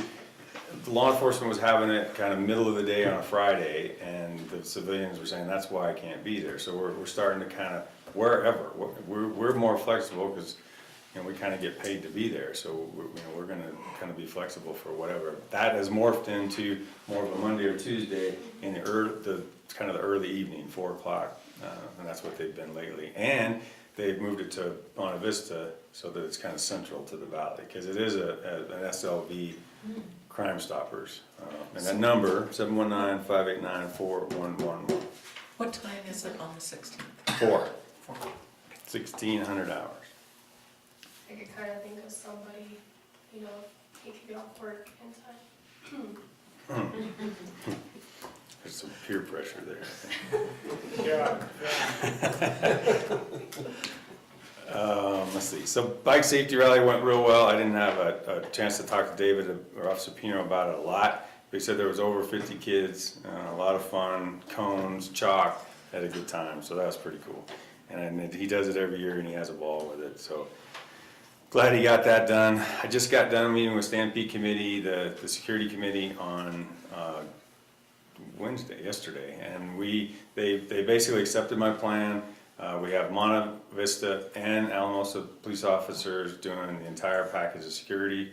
We'll have plenty out there for the carnival, the concert, the dance. We're starting to put the schedule together right now. So they stepped up, they bought and paid for the best security that they can have. So I really feel like that was the right thing to do. I haven't completely finished negotiations with the carnival, but it would only get better. There's no question that he's, I can't remember his last name, John Ring, does that sound right? He's all about us having, you know, his place safe and nothing bad happens. So we'll finalize that as well, but it's a good thing for us to be able to kind of get that done a month early and kind of have a plan. So I feel real good about that. And the cops they're excited as well. It's a tough week for them, but it'll be good. Just one last reminder, National Night Out, August 7th for everybody. It's 5:30 to 8 here in the Chapman Park. We did get another grant for some food from the Prevention Partner Group from Nancy Molina and everybody. That was really well received. It's gonna help us out a lot. We hope we have a lot of people there. I think Kathy and everybody's been working pretty hard. The word hopefully is getting out there, or we just keep pitching in. Did we set up our Valley Views thing? We probably need to do that, huh? We need to do that. Okay. But we're doing everything we can to squawk about it. We've got banners that maybe we need some help putting up. They're at my house. Very good. So they're all in. Nice. Well, then I guess the last is our administration, new officer update. We're doing great. And knock on wood, we've stayed full for almost 2 months now. We're struggling a little bit with that extra body, but we'll see how that goes. But Officer Cisneros will, I think, graduate in 2 months if all goes well. And Officer Valdez is 2 weeks into his training phase. So we got the last guy in the second to last guy in the last phase and the last guy in the first phase. And we should be ready by end of summer to hopefully go into winter doing our fall, being ready. Training compliance, we have met the mandate in June, so we kind of got ahead of things instead of last year trying to pull everything out at the last minute. Our post requirement, training requirement, state mandate, we've already actually satisfied. So that's been pretty exciting for me to be able to do that and make sure everybody's got not just the proper training and the required training, but we're going to go above and beyond that. We did the minimum by June. I mean, I think that was my goal, to just get it done, and the guys did a great job. I'm just going to the FPPA update, I kind of forgot to take that off. That'll probably be next time, right? Yeah, so, I'll just throw in on that. So, we had some additional meetings with the officers in FPPA, and at your next council meeting, assuming we get the paperwork back from FPPA, there'll be a non-binding resolution for the council to approve that essentially says that we can move forward with the process, which is like a 9-month process of moving into FPPA. It's optional for the police officers that we currently have. And then there'll be a date, and it's like February 2nd, 2019, somewhere in there, where all new hires will go into that retirement system. So it won't be optional for the new hires, and that's the way FPPA works, We're re-entering, the city belonged to FPPA, and then somewhere back in, I think it was the 80s, there were some things going on, and actually like the money purchase programs, which is like 401A plans and 457 plans, which the city offers its employees. We're doing better than what FPPA was, and so our officers opted out, our department did. So then for the last 3 years, we've been trying to get back in because some of the officers expressed interest in that. And then they changed it, it used to be like all or nothing. So they changed it so that if you have existing folks, that they can transition into it if they want to, or they can stay with the city's plan. So that's gonna be up to the officers to decide. Used to be they all had to vote, a majority vote, and then they all did it. It requires a little bit larger contribution on the part of the officers. But man, it is like, you know, when we were at the presentation, I was like, oh, I should have become a police officer and joined this like, 20 years ago, because I could have retired this year. It's not, but it is a really good program. So hopefully some of our officers take part of it, and then the new ones will be in it. And it's very portable for law enforcement in Colorado. It's a Colorado-only plan. But you'll hear more about it, but the first thing will be that resolution at the July 5th meeting. And I think what I like about it the most, while really not burdening the city anymore, it makes the officer do it. And a 21-year-old cop just doesn't have the wherewithal to do that. He wishes he did at 55 and 60, but I like the fact that we say, look, it's 10% of your income. You're not gonna miss it. You'll never even know it's gone if you just get used to it not being there. 25 years later, they're gonna be well taken care of from that, that standpoint. So, and it's very portable. That's kind of not a great thing from our standpoint, but for, the officer's standpoint, it is. If you need to go to another department for whatever that is, that can kind of transfer with you if that department is FPPA, which I think he said 72% of departments are now. So that's a benefit, at least to the individual. From a retention standpoint, that's not great for us. It just makes them more portable. But if somebody wants to stay in the valley, it's still a good thing. So I'll skip the canine update. We already talked about that. The last, I don't want to steal Brandon's thunder. I don't know what he's going to talk about, but we talked, I think, a little bit a month ago about finally having mobile data terminals in the cars. We're now in line with just about 90% of law enforcement out there. So we got our second mobile data terminal installed today, and we're just continuing to work. So that's huge. Definitely taking us into the 21st century as far as that goes. And that's their office. I think everybody wants to have an office that's adequate. Doesn't have to necessarily be nice, but it has to be functional. And that's the next piece of an officer's office that is just absolutely mandatory to have that ability to do records checks on bad guys, to be able to work with your RMS system for your reporting requirements, and then just to be able to have the access for the canines do a lot of their canine reporting, their training logs, all those things. So it's really kind of exciting. And that was part of our bigger plan that we never really explained out front, but behind the scenes it was changing the desktops, reducing office space, using that money to put their offices in their cars. And it's coming to fruition. And I can't thank IT enough. I mean, they've been amazing. They stretch every dollar about 4 times longer than it should get, and which is great for us, and thank God, because that's how we can get it done. Any questions? Just want to make a comment. The police car with the dummy. Oh, did you see Barney? It's actually, I think it's very effective. I do too. I think it's a good idea to have that out there because, people are speeding down the road and, they see a cop car and they're like, they slow down, they put their seatbelt on and, and I just want to say, hey, I think that's pretty cool. It's a good idea. Thanks.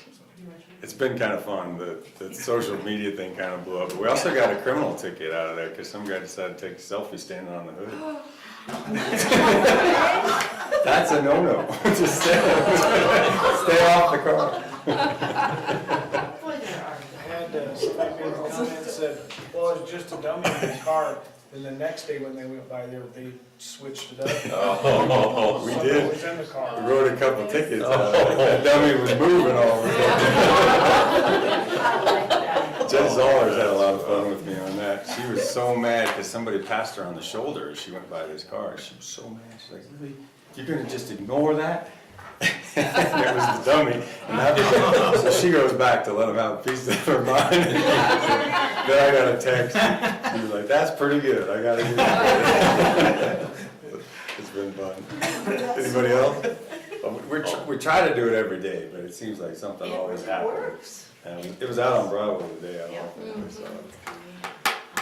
Anything You else? shared something at that regional meeting that was, kind of brief, but something to do with the mock accident that they do at the schools. I don't know where this one was. High It was school. out of the area, was it Mhm. right here? Mm-hmm.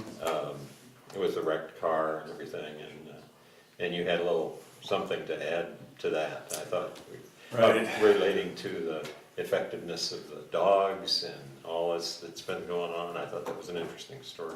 So Prevention Partners actually encourages youth to get involved with the prevention. They actually become part of the cell. And a lot of time, one of the more popular events that they put on is a mock accident. Pretty nasty. Usually somebody ends up dying in the accident. They bring in crash cars, they set it up, smoke. I mean, they usually do fight for life. I think this year something went wrong, but ambulances, cops, somebody's usually walked away in cuffs the whole 9 yards. And I don't know why, but we had a dog, we have a canine. I decided to run the dog through the cars before the accident, and we found marijuana. Swear to God. One of the red cars, but there was a baggie of marijuana. So, There you go. yeah, there you go. Yeah, exactly. Thank you, Joe. Thank you. Thank you, John. Yes, sir, Rob.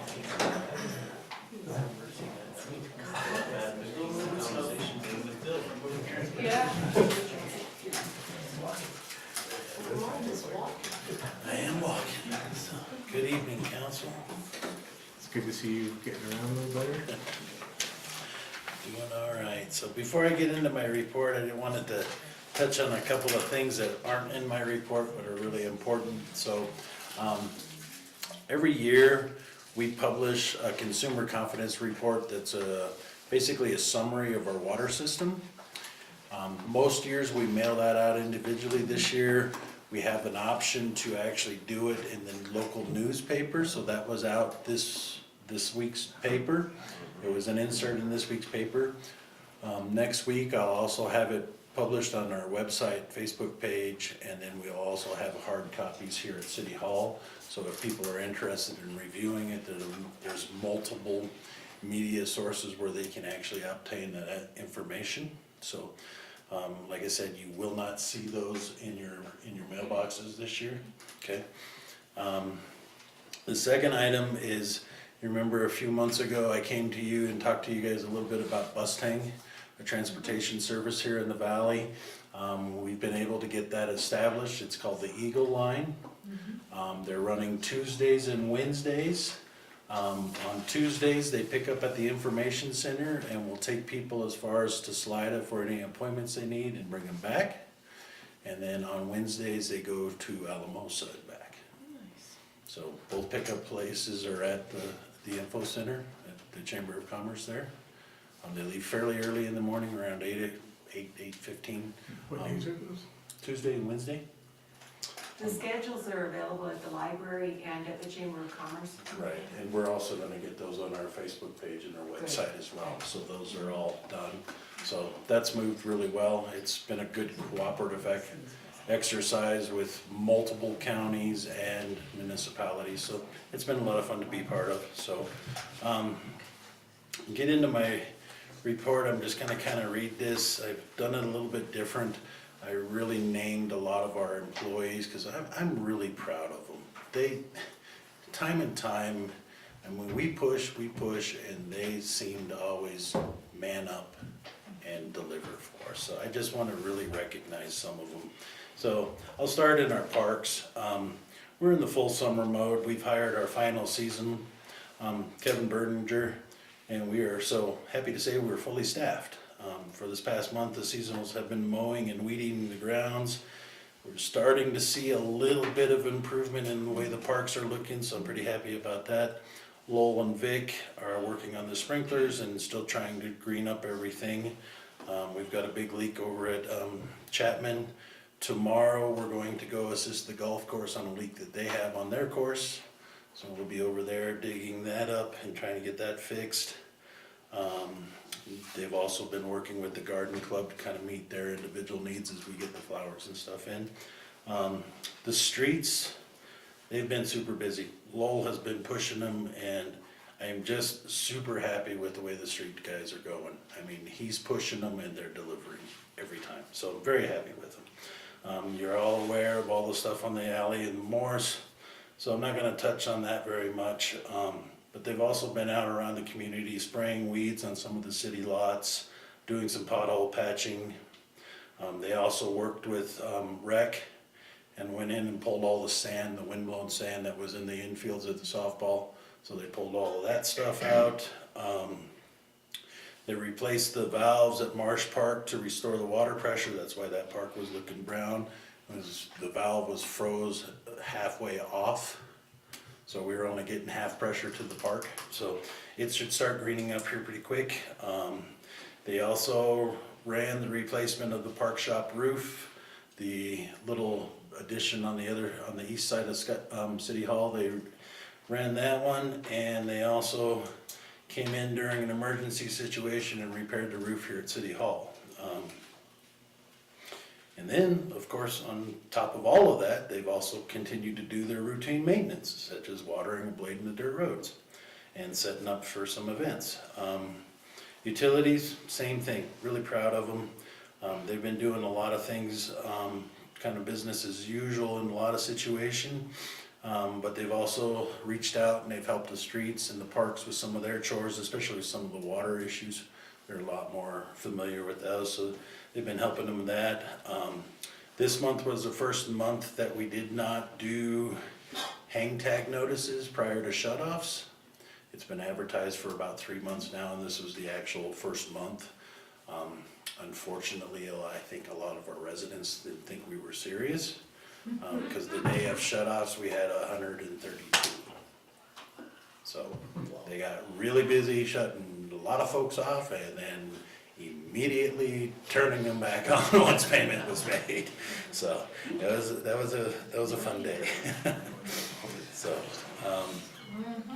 the wastewater crew has also been busy. Most of their time is probably the worst job in public works. They've been out on a little rowboat on the lagoons, pulling up the aeration system and fixing the hoses and the leaks in the air.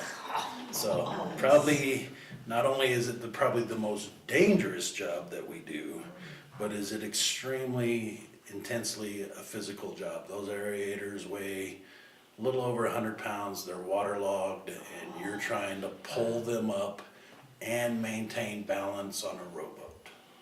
So it is extremely, both Michael Ross and Brian Howard have been tasked with that, and they're doing a really good job, but it is an extremely physical job. So they've replaced the pump damage that we had in May from the winds, and they've also assisted the other groups as needed. I have one very good set of news. This past month, we sent Michael Ross to the Colorado Springs to the Colorado Backflow Technician training. It's since the state of Colorado have required certified backflows, it is a requirement for us now for any commercial business. It is a 40-hour intensive training. Classes go from 8 to 5, and then in the evenings they're expected to do approximately between 4 and 5 chapters of homework at night. And then at the end on Friday afternoon, they actually have to take a test. Michael did all that, completed his training, and actually passed his test, and is now a Colorado certified backflow prevention technician and tester. So once I get the certificate, I will have him come and have me present it to him. So very proud of him, very difficult class. So short term, extremely difficult. So in my corner, I've usually been pretty busy too. During all of this time this month, I also pulled people from each of the different divisions of Public Works and I made 2 4-man crews. One crew tackled the Sky High marquee. So they completely tore down the old marquee and completely refabricated using the 2 existing poles, new mounts, and installed the new marquee. So that is up. I made a bad choice of having them leave the little blue protective cover on there that the wind seems to want to take off. But I thought it was a good idea, but in practice it didn't turn out that well. But I'm really proud. I listed in my report, that was headed up by Andrew Valenzuela. He's kind of one of our senior operators. Did a fantastic job of just kind of running that project. Dave Cicinero, who's a brand new employee, has worked out extremely well. Jerry Sanchez is actually a young man that we're working with the state. He's not technically an employee of the city. It is an experience, an internship, if you will, that is teaching him some life work skills, and he is working out very, very well. So very proud of him. And then of course Jesus Juarez did an absolutely fantastic job. The only thing that's remaining is to get through the electrical part. That's going to be a little slower. We have to do the application, and Jaime is going to have to give us an electrician to get everything rewired. So we did get permission from the county to use their building. So that one's going to get done, will be done before Stampede. The Memorial Park is still in full swing.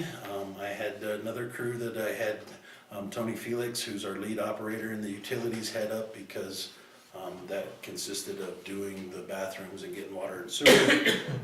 But that crew consisted of Chris Roble, our mechanic, Vic Samore from the parks, and also Arnold Herrera from streets. They're continuing to work, but that's been a really good project. There was a little frustration today.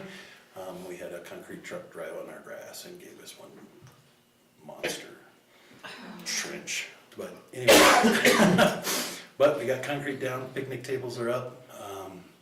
We'll be doing some cleanup next week.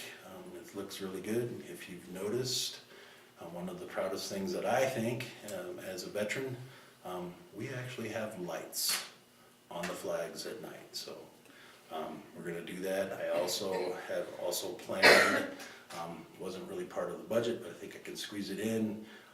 But I have 2 lights that are coming in. They'll be on little pedestals, and they'll actually shine on the memorial stones, the 3 in the front.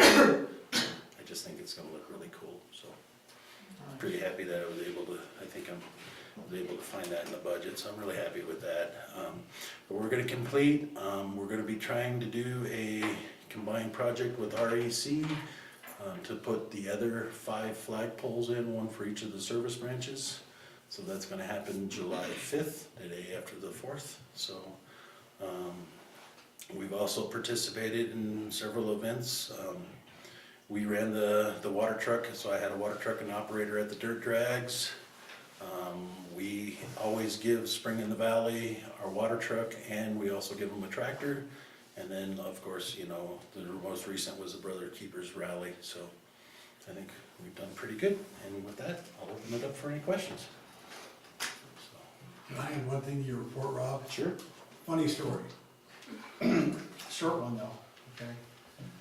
So this afternoon, Rob came into City Hall, and it was right near the end of the day, and he came in with Lowell, who'd been working on this sprinkler leak out in Chapman Park.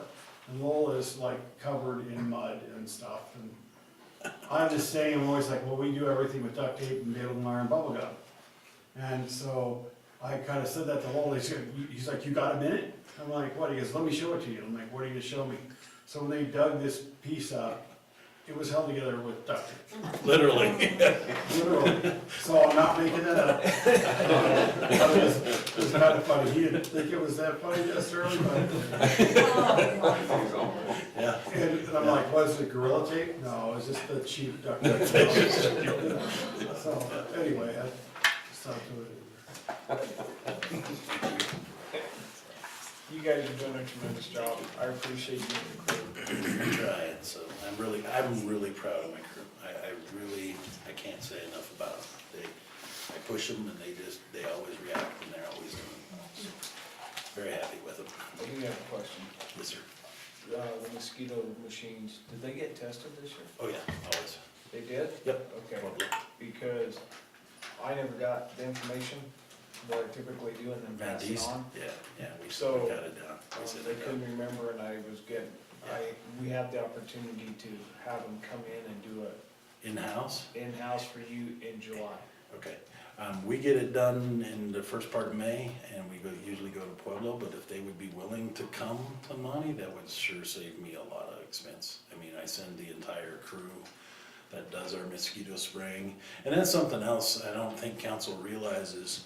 The guys that are out on Thursday evenings, and just so everybody knows, for the 3 weeks here, we are spraying Mondays and Thursdays just to kind of bring the population down. But those guys work a regular 9-hour shift, and then they turn around and they spray from 5:30 to 10:30, 11 o'clock on those nights. And then, like I said, Friday I let them have off, but on Mondays, I expect them to be back at work on Tuesday. So they do pull some long days. So yeah, if that's something you could do, I would be more than happy, because it is really expensive. I mean, I send those guys down, I have to buy them lunch, do the training, so. Okay, so, yeah, thank you. All right, any questions? Thank you, Rob. Thank you. Thanks, Rob. Thank you.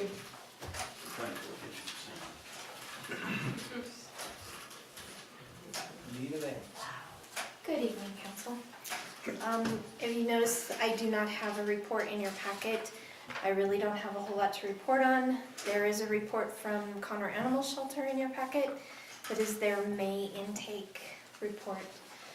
They send that to me every month, and I put that in your packet every month. The only couple of things that I have, Jeff, thank you. Excuse me, sorry. Jeff has actually, with the useful public service that the judge gives to the young kids and even the older folks too, Jeff has taken that on and has made a tremendous difference. And we actually have people that bring in those sheets and they get their case closed because they've completed their useful public service, and Jeff has made that happen a lot. And so has Jaime. Jaime has been a great asset in that as well, taking on some of that useful public service. So I just wanted to thank Jeff. Thank you. I will be attending the Colorado Municipal Clerks Institute July 7th through the 13th, so I'll be gone the entire week. That institute is around $1,000 for the entire week, and I was lucky enough to get a scholarship for $500 of that. So that has cut down the cost quite a bit, because on top of that you have the hotel, of course. So I will be gone that entire week of July, and Erin Bonnemeyer is my deputy clerk, and she will be, handling phone calls and clerk and court business through phone calls. There is no court that week, so she'll be taking on that role. And that's really all I have. Any questions? How's your new office? I love it. Working I well? love it. Yep. Thank you. Thank you, Anita. IT.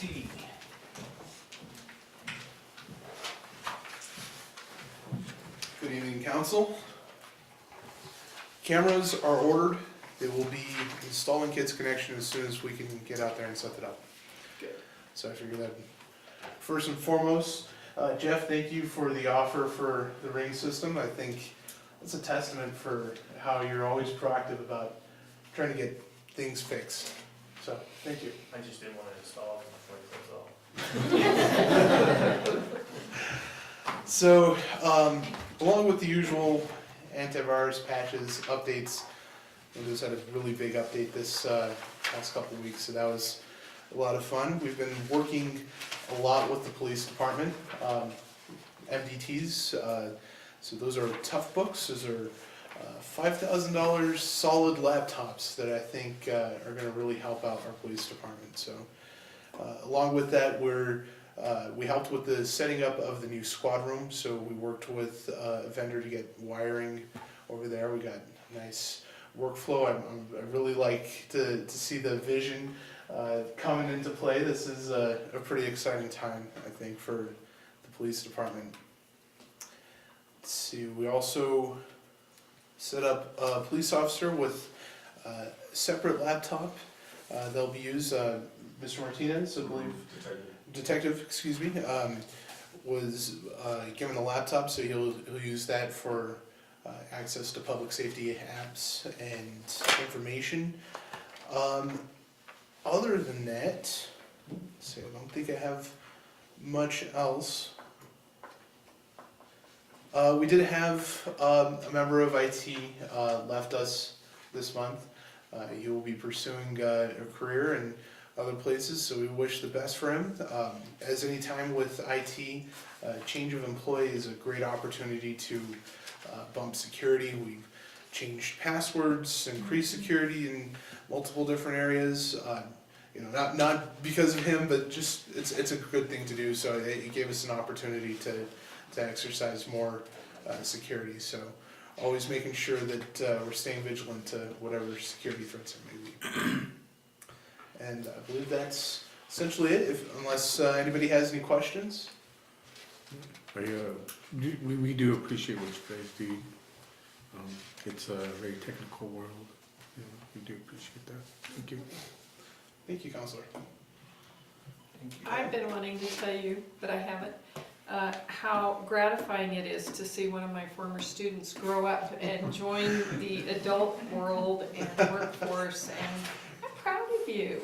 Well, you're doing a great job. Thank you. It's good to see that. It takes good teachers to make good people. Yeah. You still got it. You still got it. That was good. Wow. You taught them well. There you go. Thank you very much, Counselor. Thank you. Thank you.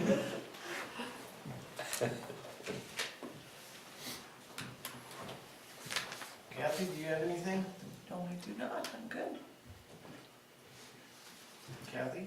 I don't have anything. I just want to thank Jeff, and I just want to ask the chief. Jeff has sort of instilled a program with the animal shelter. Rather than give a ticket to someone whose dog has been caught or is at large, he'll sometimes excuse that ticket and fine if they'll bring in some dog food.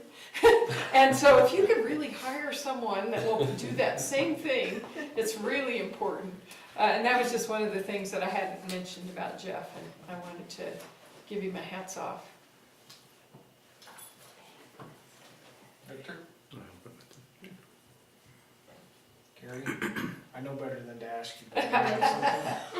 Yes, just one thing, actually, that Chief alluded to was the regional meeting with the, well, it's Prevention Partners Coalition. Basically, it's kind of a complex network, but it boils down to the CTC, Communities That Care group, that I have mentioned before, and I will continue to mention because it is the only, literally the only time-tested, evidence-based, community-specific, proven system. And it's long-term, but that's one of the main reasons that it works. At that coalition meeting, all 6 counties in the valley were represented. Except for Mineral sent a report, they couldn't make it physically for some reason, but there was an extra county there that I was impressed with. There was, and I don't remember who it was, maybe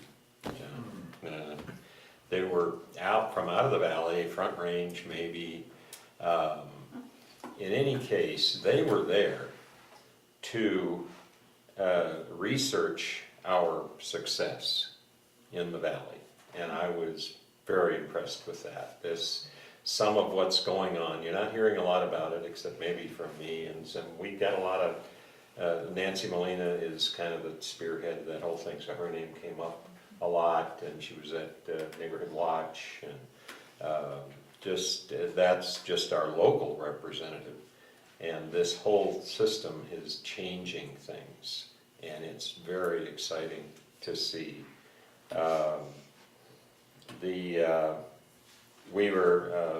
Chief and I were at a table that happened to be with the organizer of the whole thing and another coordinator that was involved, and it was just the 4 of us, and they were impressed with the fact, as people tend to be, that we had the the PD not only involved, but committed to the point where, because we had some time there for conversation, they got a chance to talk to the chief about some of what was going on, and boy, I wish we could have that kind of commitment in some of these other places, in some of the other counties, and it's, just wanted to pass that on, so you know that we're blessed here, and that things are headed in the right direction. I'll be talking some more about that.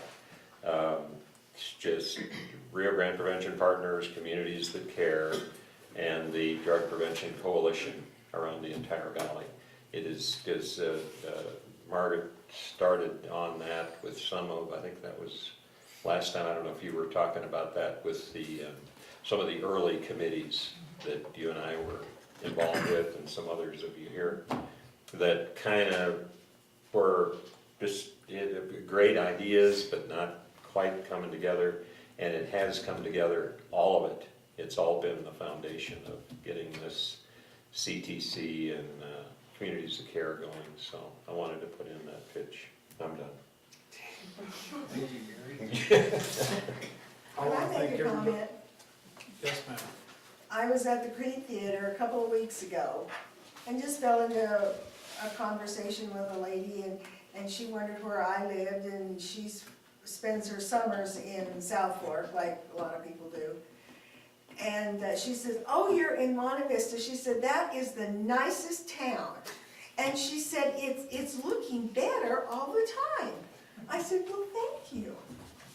Wow. And I needed to pass that along. It's good news. That's a lot of that kind of conversation going on. I've heard it myself. It's just good to hear that. Thank you. Well, again, yeah, it is good. I appreciate everybody being here tonight. You guys are, we know who our real warriors are, and we really appreciate that. Then Rob, your crew, everybody here, and Mr. Huff, thank you. Thank you. So with that, we adjourn the meeting until July 5th.